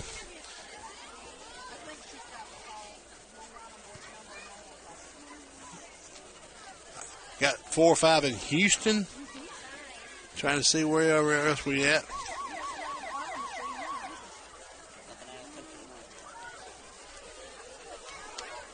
Well, looks like we got one down here in South Florida. We got somebody way down there in Orlando. And hey, Havana, Cuba. Fidel Castro is watching, or somebody down there. We got somebody in Havana, Cuba watching. I see some down there around south of Orlando, West Palm Beach. You know, President Obama opened up the Cuban relations, so the Cougars have landed in Cuba. I want to make note of our concession stand this week. Our concession stand won AISA Concession Stand of the Week again, thanks to those great hamburgers and hot dogs being cooked up there. So if anybody wants to come and have an award-winning meal at the Cougar concession stand, come on down. Next week, we'll be here at home again. We'll be playing a team out of Mississippi. I cannot recall the team's name right now. Does anybody know? What? Resurrection. Ooh. That's too many syllables from me. So here we go. If anybody has a family event they want to make sure it doesn't rain at, just call me. We'll put a tent up and it will not rain. We all scrambled this afternoon and they got the tent up before I got here, and I know it was a headache, but it's going to be a headache taking it down too. But it made the rain stay away is all that matters. Time to get it out. I'm going to call the last 3 numbers on the split the pot ticket. Hang on, split the pot tickets. $226 is going to be the prize tonight. Last 3 numbers, 429. If you have ticket ending in 429, please come to the press box and claim your prize. What was the number? 429, last 3. Golly. I couldn't win split the pot if I bought both tickets in there. Good night. I've been about to split the pot tickets for 40 years. I've never won to split the pot. First one I bought tonight, I've been lost. Find a ticket on the ground. Might be the winning ticket. The only ticket I really want to win is about 3 weeks from now when we go over to our friends at when we visit another stadium. I love winning them in other stadiums. So here come the Cougars out. They warming up. Monroe 20, Pike 20 halftime. And knotted up there in Troy, Alabama tonight. Tie ball game. So here come the Cougars out. You know, it's kind of you want to see a little bit more fire when they hit this third quarter because they do have a sizable lead, but we don't want to rest on our laurels or our points. And you want to finish strong. My father-in-law won split the pot. Well, that'd be John Brown. My father-in-law. Go, Granddaddy. And look at Victoria standing there waiting for him with fishing that little hand's going to be out. We're holding the 47. Okay. Cougars will get the ball first, I do believe. We kicked off, if I'm not mistaken. Yeah, I did. We did kick off because they scored right away.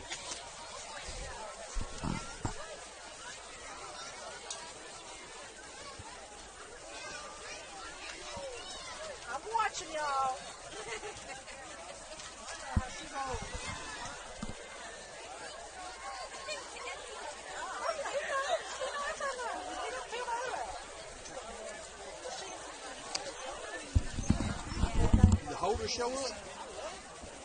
Is Tracy here?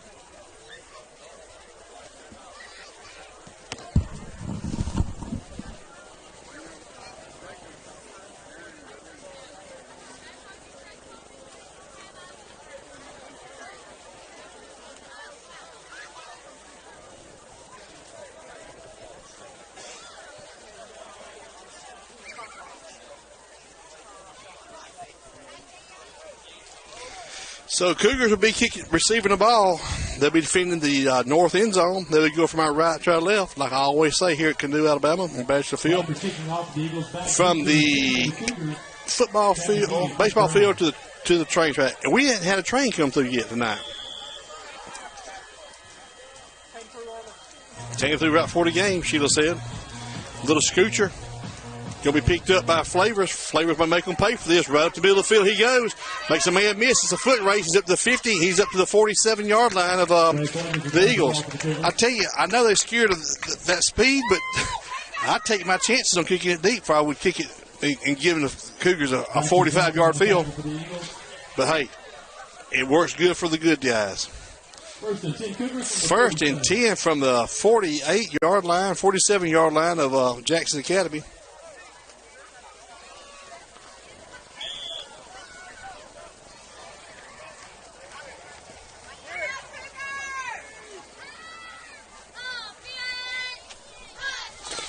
So here we go. Shotgun formation with two backs. Kaido is going to drop back. Look, got a little pressure, stepping up, trying to buy a little time. He's just going to take it and try to do something with it. And he's going to get back to the original line of scrimmage, maybe a yard more. He was trying to go deep with that ball and just could not get a clean alley to throw it in. Johnson on the tackle for the Eagles. So 2nd and 8, 2nd and 9. You'll bring Carpenter in, bring Davis out. Turner's going to be your other running back in there. Campbell to this side. Flavor split higher to the far side. Tight end to the right. Now we're going to move Dahl to the left side here. Eye backfield. Turner's dotting your eye behind Carpenter. Ball's on the ground, and it's going to be a fight for it, and I think the Eagles may have got that one. I don't see nobody pointing. Yes, sir. Eagles get the ball. Not the way you want to start out, even with a 30-point lead. You want to take command of the situation and dominate this opening drive, and the Cougars just shot their big toe off. So it's going to be 1st and 10 for the Eagles at their Cougar 49. 1st and 10 for the Eagles. Thank you, Cindy Vaughn. Get the ball. Cindy Vaughn said she's challenging them boys to go get that ball. Don't just look at it. And so 1st and 10 for the Eagles. They're going to go slot receiver and wide receiver to the near side. One receiver split high. Wingman to the left. One back behind the quarterback under center. Going to give it to the fullback around left end, and he's going to have about 3 yards. Make it up to the 46-yard line, looks like. I say fullback. He may be the tailback. He looks like a fullback, but he's the long back behind the quarterback in that set.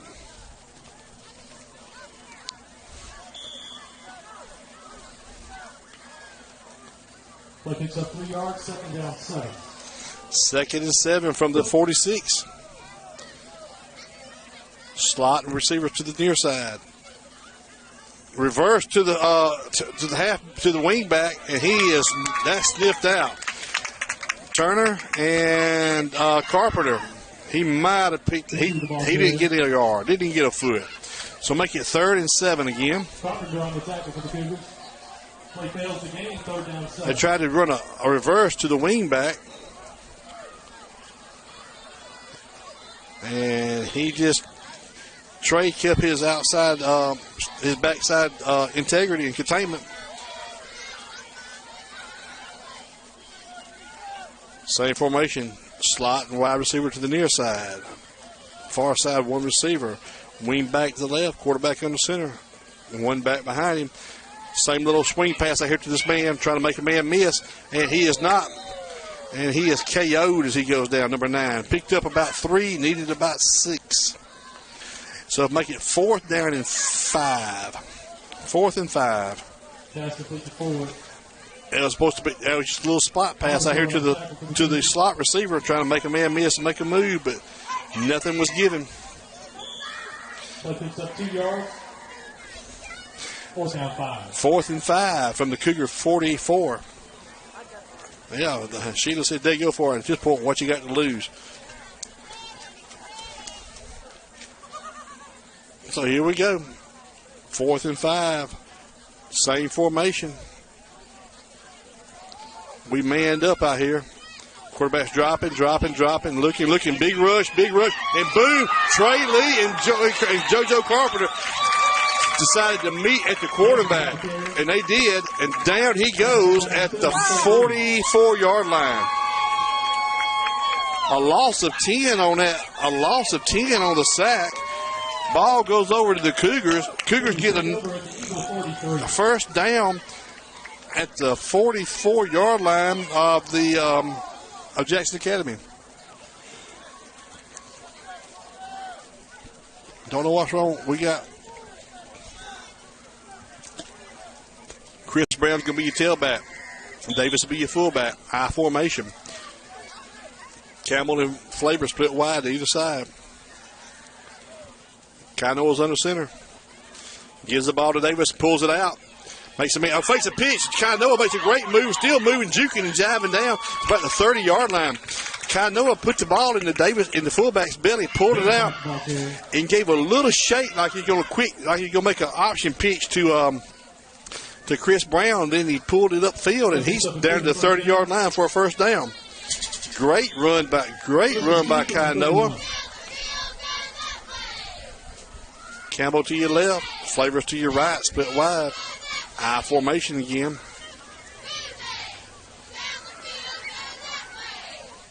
Kainoa's under center. Counter played to fullback. J-Bo's just still ran. That's Carpenter. I'm sorry. It was a counter fullback trap. Just a fullback trap, and I mean, next thing you know, Carpenter goes for 15 all the way down to the 20 to the 19. First and 10 for the Cougars. First and 10 for the 18. Carpenter still in. Dahl checked in high to the wide receiver to the right.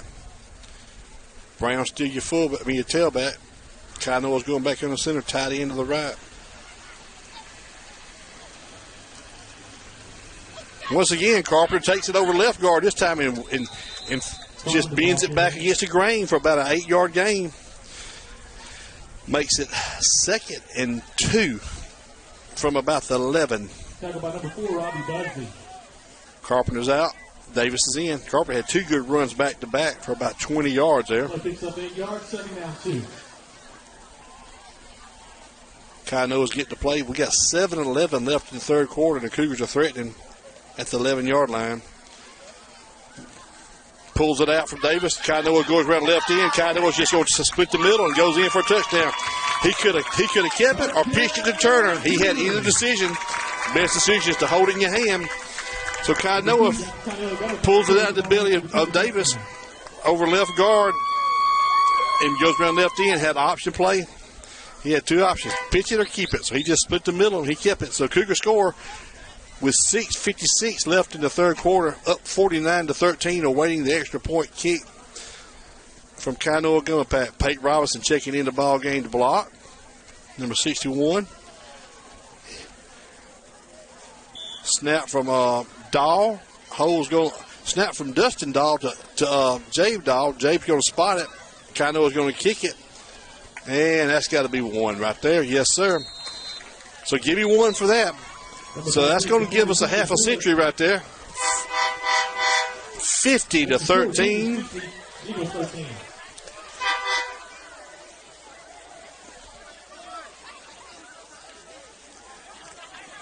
And I imagine Coach Fountain's going to just challenge his defense to make one more stop, and we're going to start going to our younger players. But a lot of our kids are young anyway. We got 9th graders and 8th graders out there right now. 10th graders. And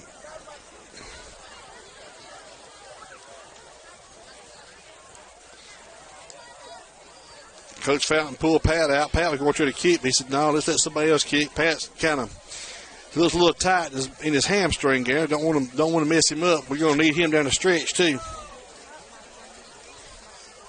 So Cougars will be kicking. Chris Brown will be kicking from the 40. He spots the ball dead middle of the 40, kicking from our right to our left. Cougars are up 50-13 with 6:56 left. Pike and Monroe tied at 20 at halftime.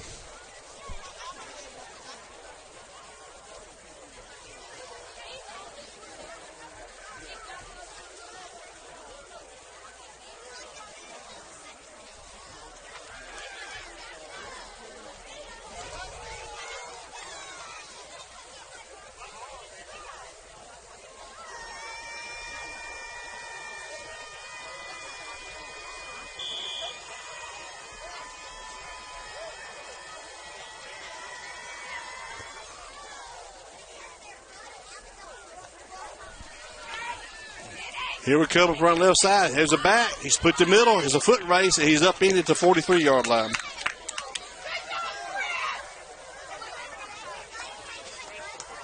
Ford returns the ball to the Eagles.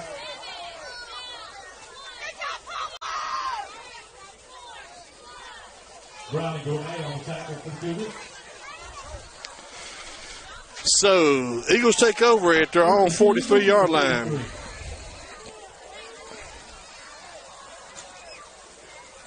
So, 1st and 10 for the Eagles, going from our left to our right. Red pants, white shirt. They got a real sharp helmet. It's kind of a red and fades back to a blue with a red eagle feather. Yeah, they come in second in the vote for the best helmet in the state. The Cougars won that. So you got to get out and vote when your team's in something. Well, they tied the boundary here with this wide receiver and this slot receiver. Quarterback gets the fullback right up the middle. And he's still rambling, and he's still pushing. Breaks out there, and it's a foot race. He's at the 20, trying to make a man miss. Kicks up, and he is down hard at the 10, at the 8-yard line. Holy cow, how did he get out of there? He ran up in that pile, stood up, and the next thing you know, he is sprinting down the sideline. And it was Kainoa or Fred Flavors running down and grabbed both of them, I think. So it's 1st and goal from the 9-yard line for Jackson. 6:28 left in the third quarter, and we are holding on to a 50-13 lead, but we let them score. We let them make a long run, and Coach Fountain and Coach Gartman's not going to like that play. Quarterback keeper around left end. He stays on his feet, but driven out of bounds, lost about 5 yards. So he's back to about the 13 or 14-yard line. He belly too deep. Jamie Welker's coming out. He's high-stepping like he's got a bad ankle. Let's get him out, get him rested up. And we got Trey down on the ground. He's dirt. He can't get, like he's cramping, or he's got an injury over there too.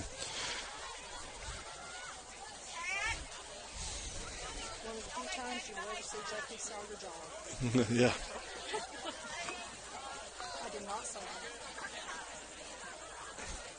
So we got Jamie out on the sideline here. He's cramping up. Looks like he's cramping up pretty bad. And Trey's over. I don't know if he don't like he's cramping. He's like he's in some uncomfortable positions. He's on his knees and on his hands, and he's back on his back.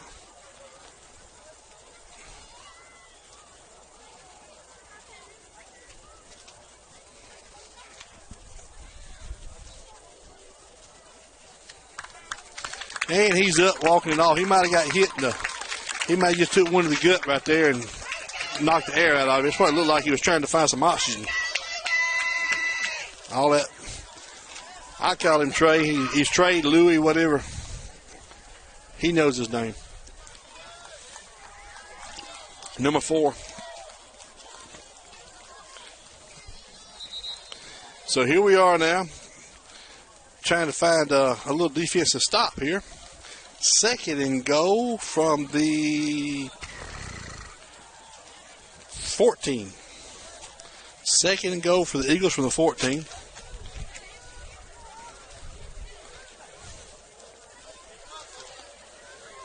They got a receiver split wide with a slot man to the right, slot man receiver to the left on the boundary side. Quarterback's going to give it, fake it. No, he don't. He gives that big fullback right up the middle. He picks about 3 yards. Last time he did that, he went for about 45 yards.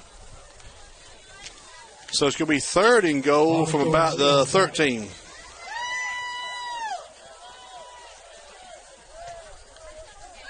Third and goal from the 12. 3rd and goal from 12, Chris Kirk calls it.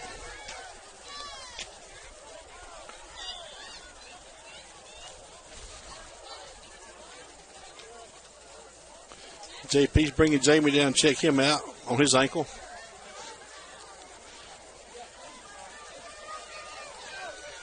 Now we're going with a little indecisive here. A little indecisive. We got trips to the left, one to the wide to the right. Quarterback's dropping back, looking, going to float it over here. And he's out of bounds. Just threw it too far, too deep, ran out of territory. Had good coverage by Flavors, but it wouldn't have mattered because he was about 3 foot out of bounds when he touched the ball. So 4th and goal now. Lakers pass incomplete. 4th and goal from the 12. 4th and goal from the 12. I'm sure they're going to go for it. He's trying to get one-on-one coverage out here a while ago, but just threw it too deep. Now we're going back to one wide and one slot to both sides. One back behind the quarterback under center. Fakes, rolls to the right, throws it in there, and incomplete. He got jacked up. The ball goes over to the Cougars at the 12-yard line. He went for it and got stung. Lakers pass incomplete. I think it might have been Chris Brown dislodging that young man in the ball.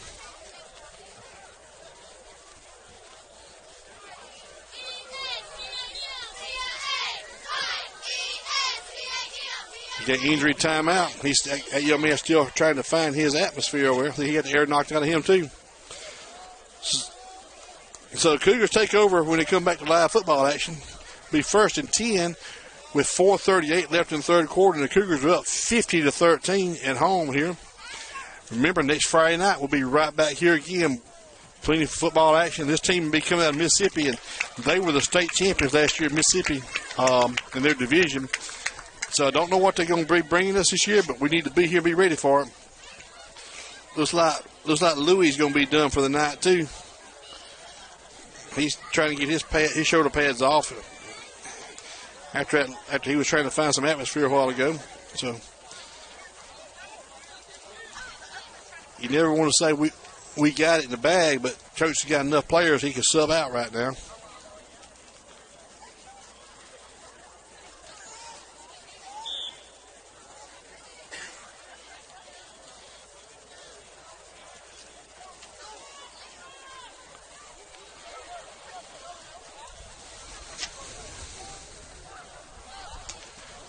Got a late entry here. All right, Jabe Dahl is going to be running quarterback.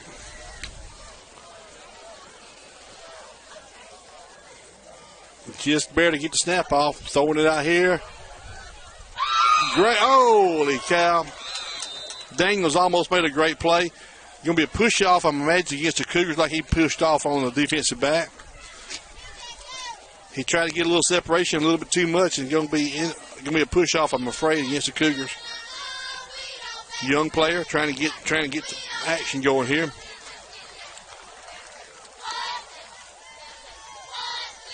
They're going to back the Cougars up, I'm sure. Half the distance.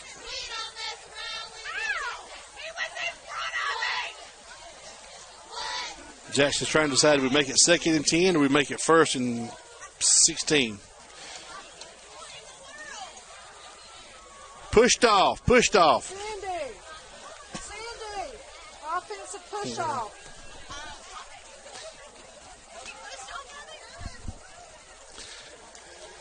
So make it 1st and 16 from the 6-yard line.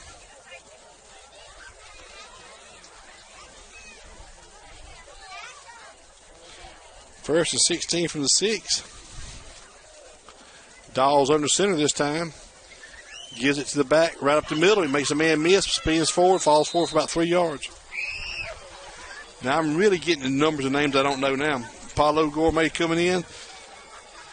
Play fullback. Number 14 is going to be Cameron Bowens coming in. So Gooseby running your tailback. Gourmet's going to be your fullback. Dawes going to be your center.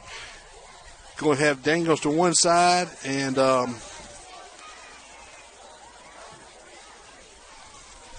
who? And Bonner to the top side, I think.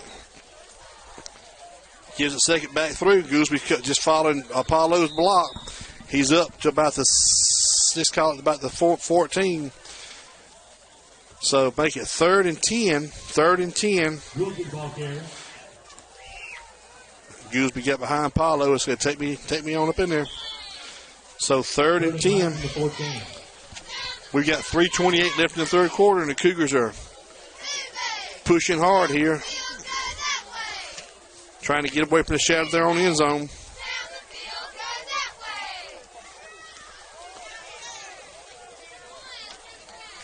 We're down to 5, 4. James got him where he wants him. Drops back. He's looking, pumping. Throws out here to Campbell. Up to the 19-yard line. He'll be about 4 yards short. So you're going to make it 4th and 4. And this is going to be the first punt of the game, looks like, for the Cougars. And Gary Campbell will be punting out. They put one of the speedsters back here deep. Gary got a couple good punts away last week at Pickens. Now we're missing Welker and we're missing Turner, so make sure we got somebody in here. I see Dustin Dahl be back deep. Still trying to get players on the field.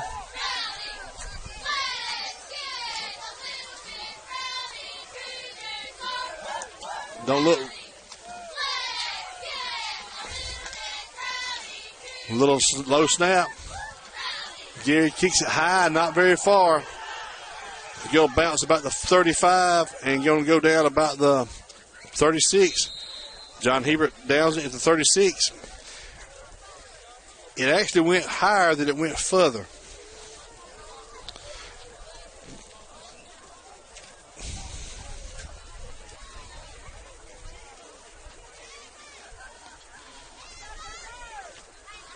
So we'll be looking at a new defensive front right here. Cougars are up 50-13 with 1:49 left in the third quarter. Eagles got a short field, 36 yards away from pay dirt. I think that was the first punt of the game on either side. So we almost in the fourth quarter, we finally had our first punt. Eagles go, oh man, what a play! They pulled a right guard. He just made a hole, but the back went running up there, and somebody collapsed down on him for about a 3-yard gain. But it really opened up good. They pulled that right guard, that little fullback blast, a fullback trap there. Cameron made a good play from his nose guard position. Second down, 7.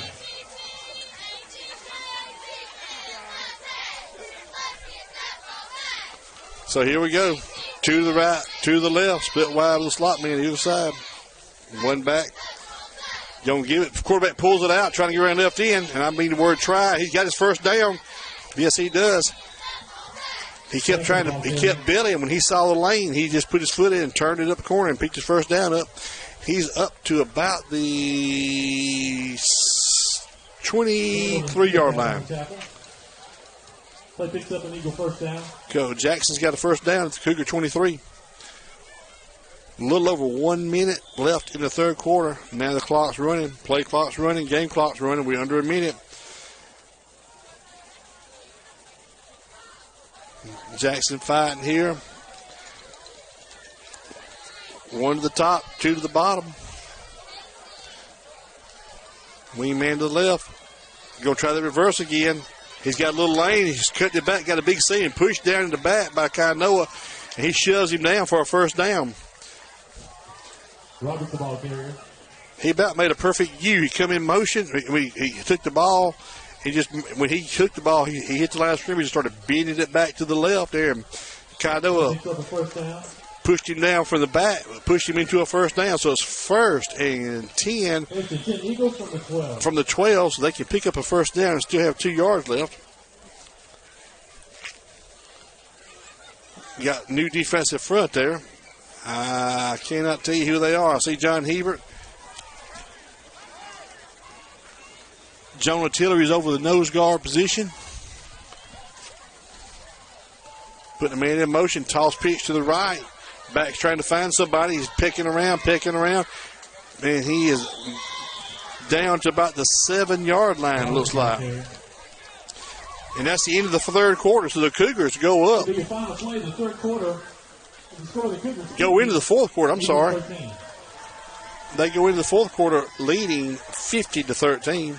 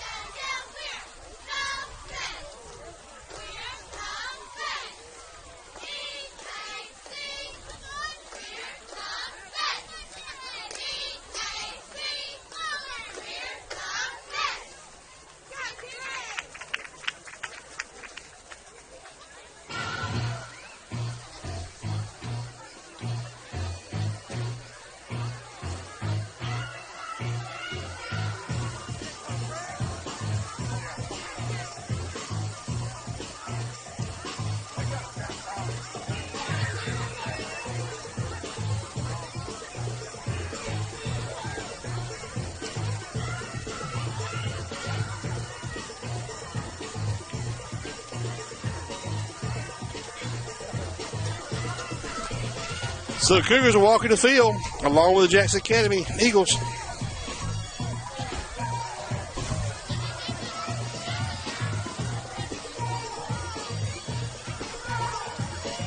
We lose something? Huh? Oh, your phone? Oh.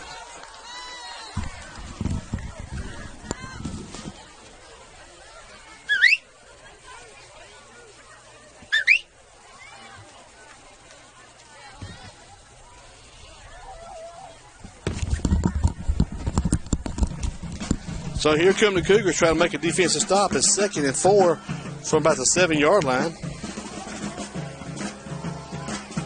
Quarterback gives it to fullback. He kind of slants it off, and he's going to be in.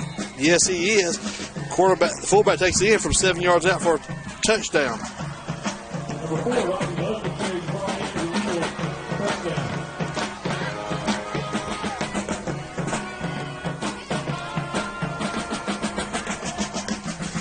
So that's going to bring the score 50-19 away to the 2-point or 1-point conversion.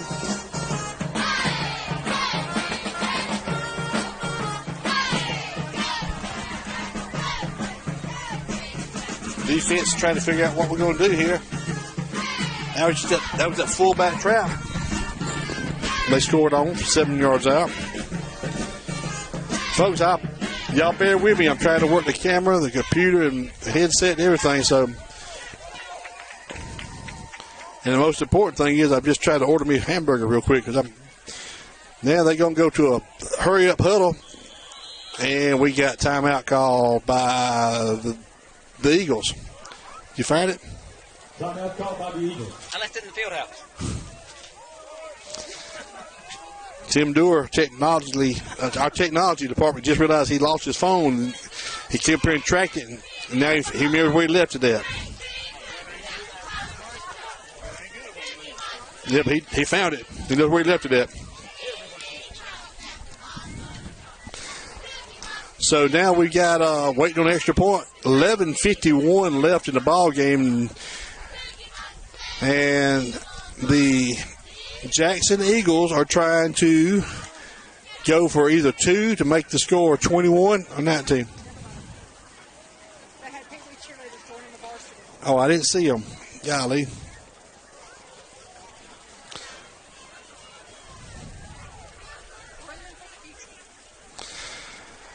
So Coach Fountain them didn't like. There was a hurry up huddle, and they split out to run the play. And Coach Fountain said, "Stop.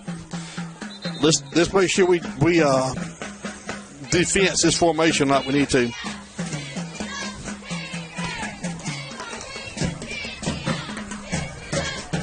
So here we're coming back to live football action. 2-point conversion coming on.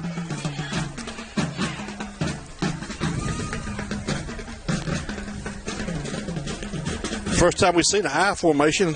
Quarterback under center. Got a fullback and a tailback. Toss pitch to the tailback around left side. He's trying to find the edge, and he is brought down. Yes, he is. Tony Williams and friends.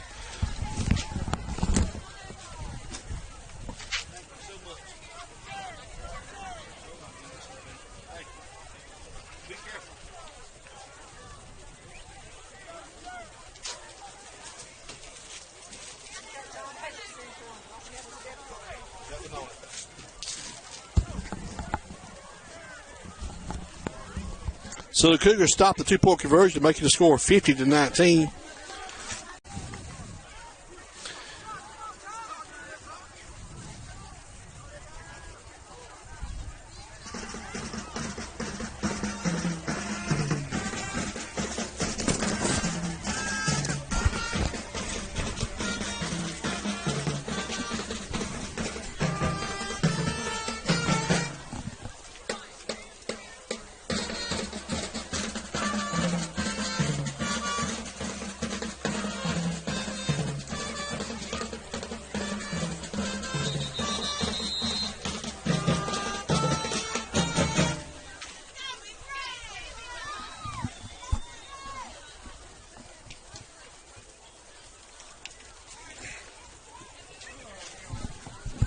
So with 11:51 left in the ball game,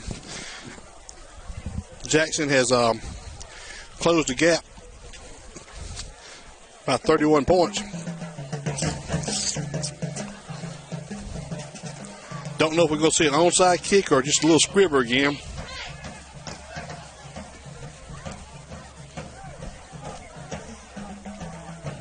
Boy, our little band sounds good when they get back after the third quarter break. You miss them when they get on third quarter. Yep, a little scribber again. Picked up by Fred. Oh, he faked the toss. Fred's up to the 40. He's up to the 45. Fred's up to the 50. Fred is just a sprint. He'll teach them to pick it. So Fred Flavors takes it in from a 55-yard touchdown kickoff run right there. Fred faked a little pitch back to Chris and just made about 2 men miss, and nobody really put a hand on him. When he caught open air, he kicked it in high gear. So Fred Flavors, Jr., I'm telling you, if I was kicking against the Cougars, I would kick it deep and take my chances with the speed because the short game is killing these teams. Fred said, "Don't disrespect me because I'll burn you." So Fred takes the ball at his probably about the 35, and He goes 50, 65 yards for a touchdown. Waiting on the kick from now Dustin Dahl will actually be doing the kicking. Jabe's going to be doing a holding. Kick up and good. Give me one of that, buddy. No, wide right. I'm sorry.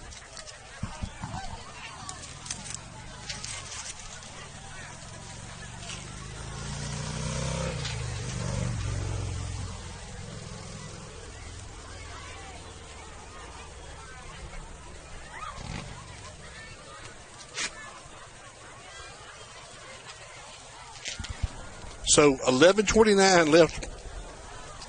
And like I said, the best thing, we won the game, we're winning the game, but we don't have to drive home. That's a good thing.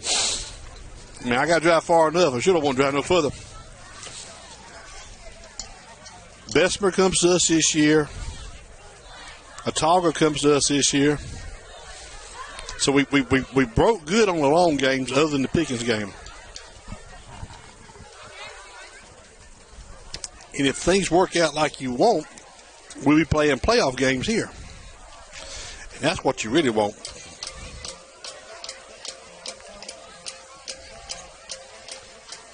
So Cougars will be kicking. Chris Brown will be kicking from our left to our right again.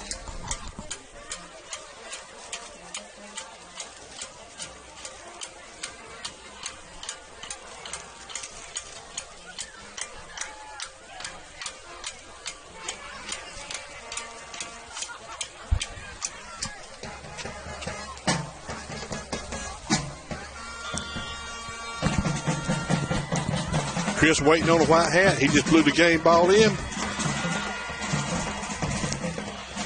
Puts it back there deep to the 10 and will be out of bounds right at the 1 yard line. So that's a penalty. Good play for the Jackson Eagles.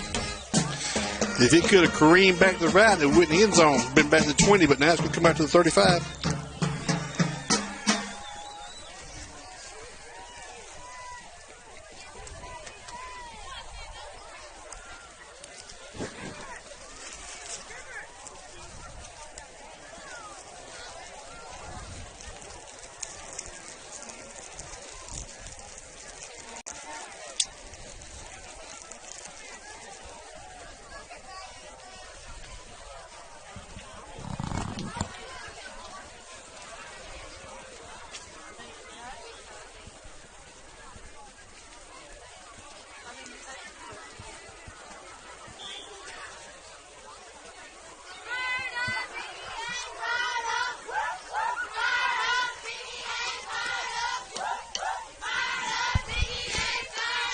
Bam! Sorry about that. Somebody laid the lumber to the reverse there, and I'm sorry. I'll be honest with you, I was trying to eat a hamburger and take a drink. But anyway, that was a backside reverse after the wingback, and he picked up about 3, but he paid the price for it. He said, Coach, I don't know if I want to run that play anymore. Kai Noah's coming out now. I think we may be seeing all we're going to see of him. Gary Campbell's back deep, 84. David Dobson's going to be your cover corner on this side here. Quarterback's going a little spot pass to the slot receiver, picks up about 3, so it's going to make it 3rd and 4 from the 41. Nope, 3rd and 5 from the 40. Paulo Gourmet, ditto and Corrine's son, senior, making a tackle from his inside linebacker position. 3rd and 5 from the 40.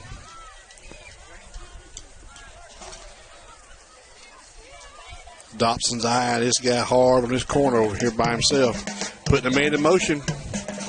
Speed sweep, and he ain't got the speed. Yes, sir.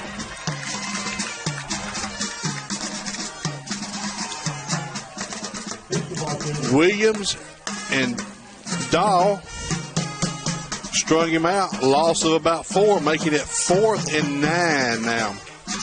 4th and 9 for the Eagles at their own 37.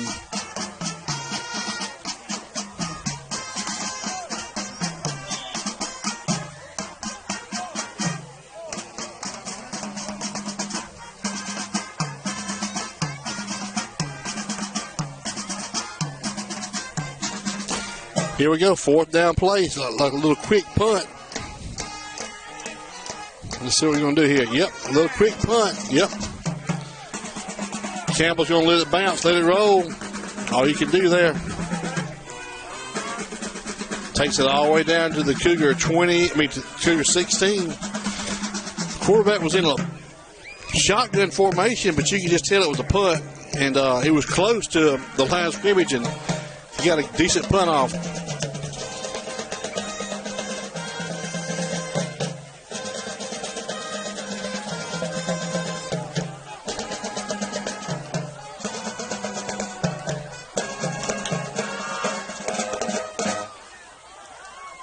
So here we go. Cougars running a junior, all young linemen here. Yeah, we got a couple of upperclassmen running out there to make sure everybody's in the right position, looks like.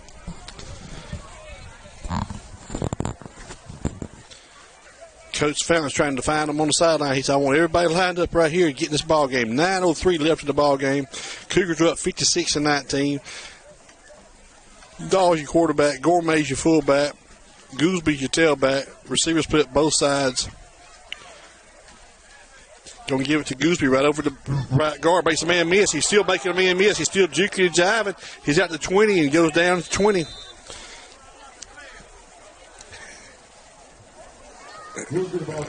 He made about three yards forward. Then he started going lateral, trying to catch the edge, but he could not catch it.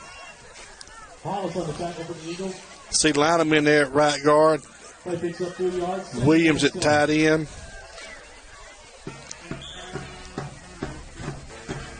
Robinson's at right guard. Coons at your center.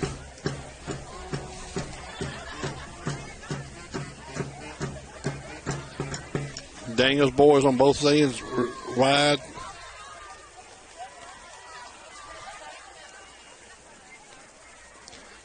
James milking the clock down to 3-2. Snaps it with 1. Gives it to Gourmet right up the middle. He's still running for his first down. Yes, he does.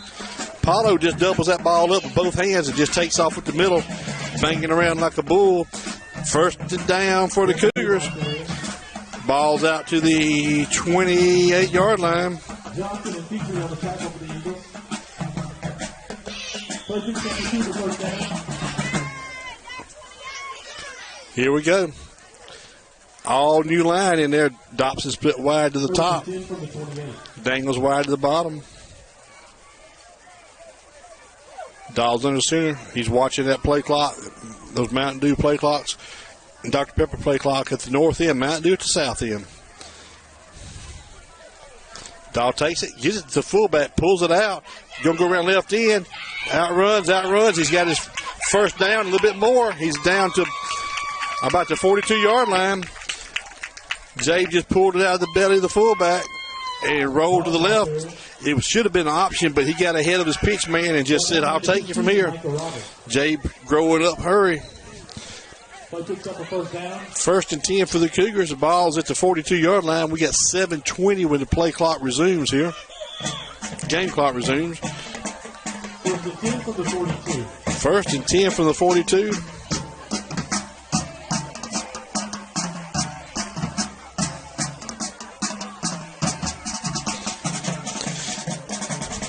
Jabe is really watching that clock.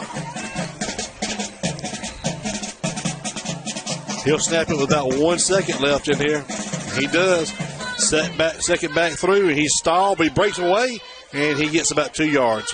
Forward progress goes about 2 yards.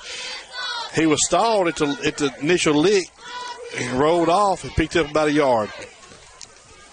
2nd and 9, they're going to call it. Nope, 2nd and 8 to give him 2 yards. 2nd and 8 from the 44, and we got 6:30 and counting. Dawes getting this play. Play picks up 2 yards, 2nd down 8.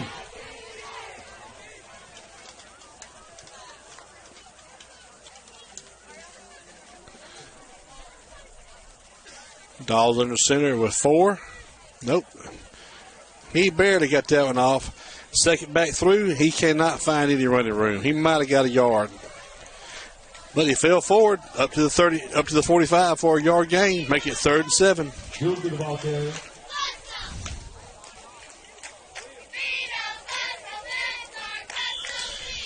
See Chase Bell back there. He's going to be dotting the I. No, that's Gooseby. I'm sorry. Timeout by the referee for a water break. So with 5 minutes and 45 seconds left in the ball game, Cougars are up 56-19.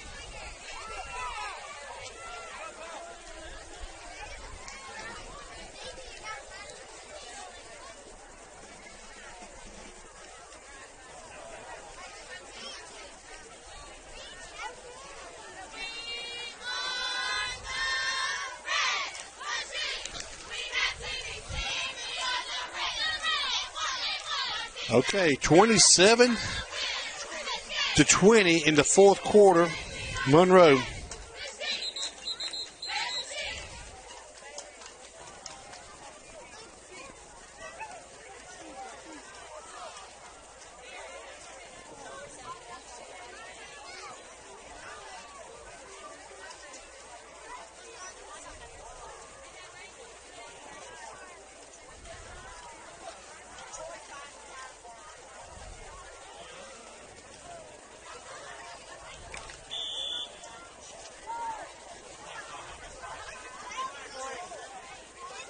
I was texting you about the score.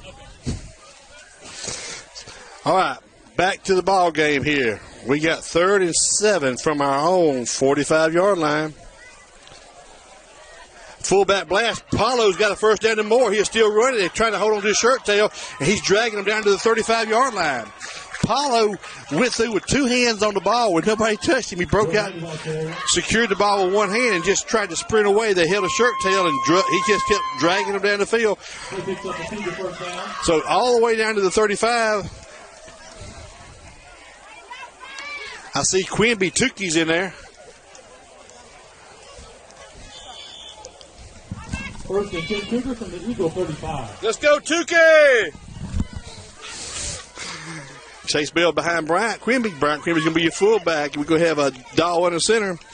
JJ, how you doing down in Foley? First and 10 from the Cougars from the Eagle 35. Dahl's in the center. Gives it to Bell over left guard. He's behind Bryant. He just keeps pushing. He keeps pushing. Falls forward for about 5-6 yards. So it'll be 2nd and 5 all the way to 30. Bell just he secured the ball. That's all you can ask right now is just don't put the ball on the carpet. 4:35 left in the ball game. Dahl's your quarterback. Quimby's your fullback. Bell's your tailback.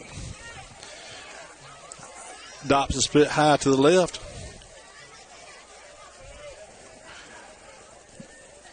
We got a 10-second, 9, 8. Jay would go under center under Coons there about 4, 3. He's under at 2, snaps it, gives it to Bell one more time, and boy, he is wrapped up hard. Picks up about 2 yards though. Got a big push on there, and he falls forward for about 2 yards, making it 3rd and about 3. Wholesale change now. Gooseby's your tailback. Paulo's your fullback.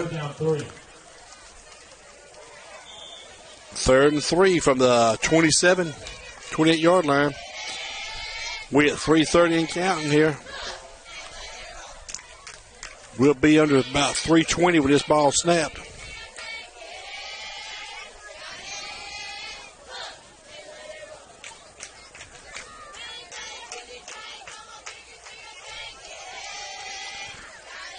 Dawes will give it to Gourmet right up the middle. No, he don't. He pulls it out. He keeps it, and they ride him. They flip him forward for a first down.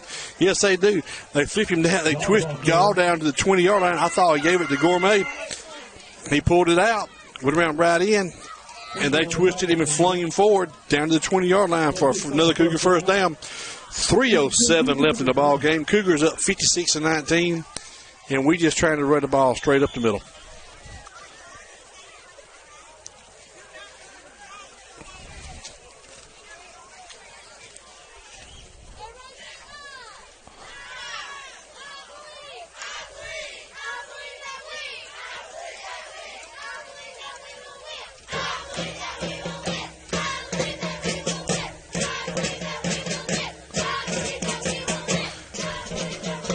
goes Gooseby up the middle. He's still pushing the pile. He's still pushing the squirm. He's up to the 10. You'll be close to a first down if you don't have it. I think he did have it. So first and goal from the just inside the 10-yard line. 2:33 left. 2:33 left. Troy Fountain's running center. Trey Coons is your right guard. Right tackle, I'm sorry. Trey Sales is going to be your right guard.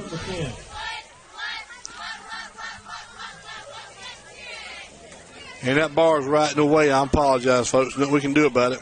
Mike can do a little lean. Yeah, we can. Always something we can do, ain't it? Fullback right up the middle. That's Tukey Bryant. He's still pushing. He's still pushing the pile. Bryant Quimby takes it down to the 5-yard line. Maggie must have not known that was Bryant. Now she knows that's Bryant. Okay. JJ, you need to teach Maggie to stay up with her son. Second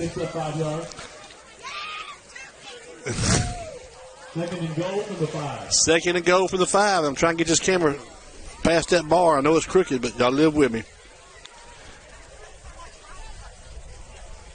Timeout. Now we're going to huddle up.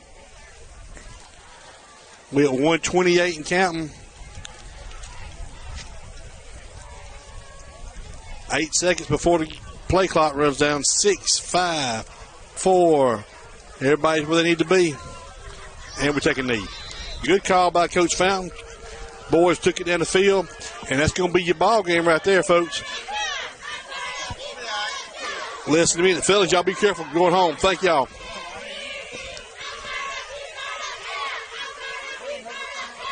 So Cougars are going to take another knee here. And we'll get out of this one, I hope, with no injuries. I see, I know 2 of them took the pads off, stretching out the legs and knees, but I hope that's all it was. So here we go. Another knee play here. Victory formation, best one in the ball game. This will be the last snap. Yep.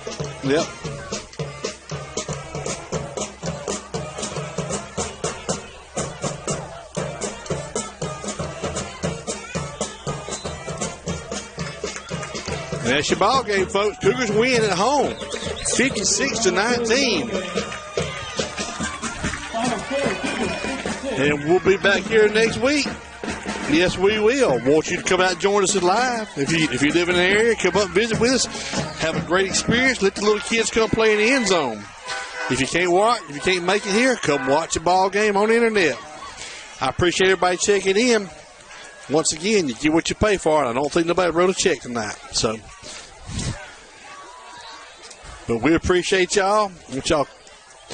We got I know we got a home game, then we have an off week, then we travel 2 weeks. I think we go to Pensacola, and I ain't got a clue where we're going next. That's too far out for you to remember. So anyway, I thank you for y'all's time. Appreciate all your help, and I'm out of here. Want to thank all the good folks from Jackson coming over. Y'all be safe going home. Thank y'all. Bye. Y'all be careful, fellas. Be careful going down. Be careful going home. What do y'all got next week? The team out of Mississippi, Resurrection. They won this, whatever league they in. They won it last year. Then we got an off week.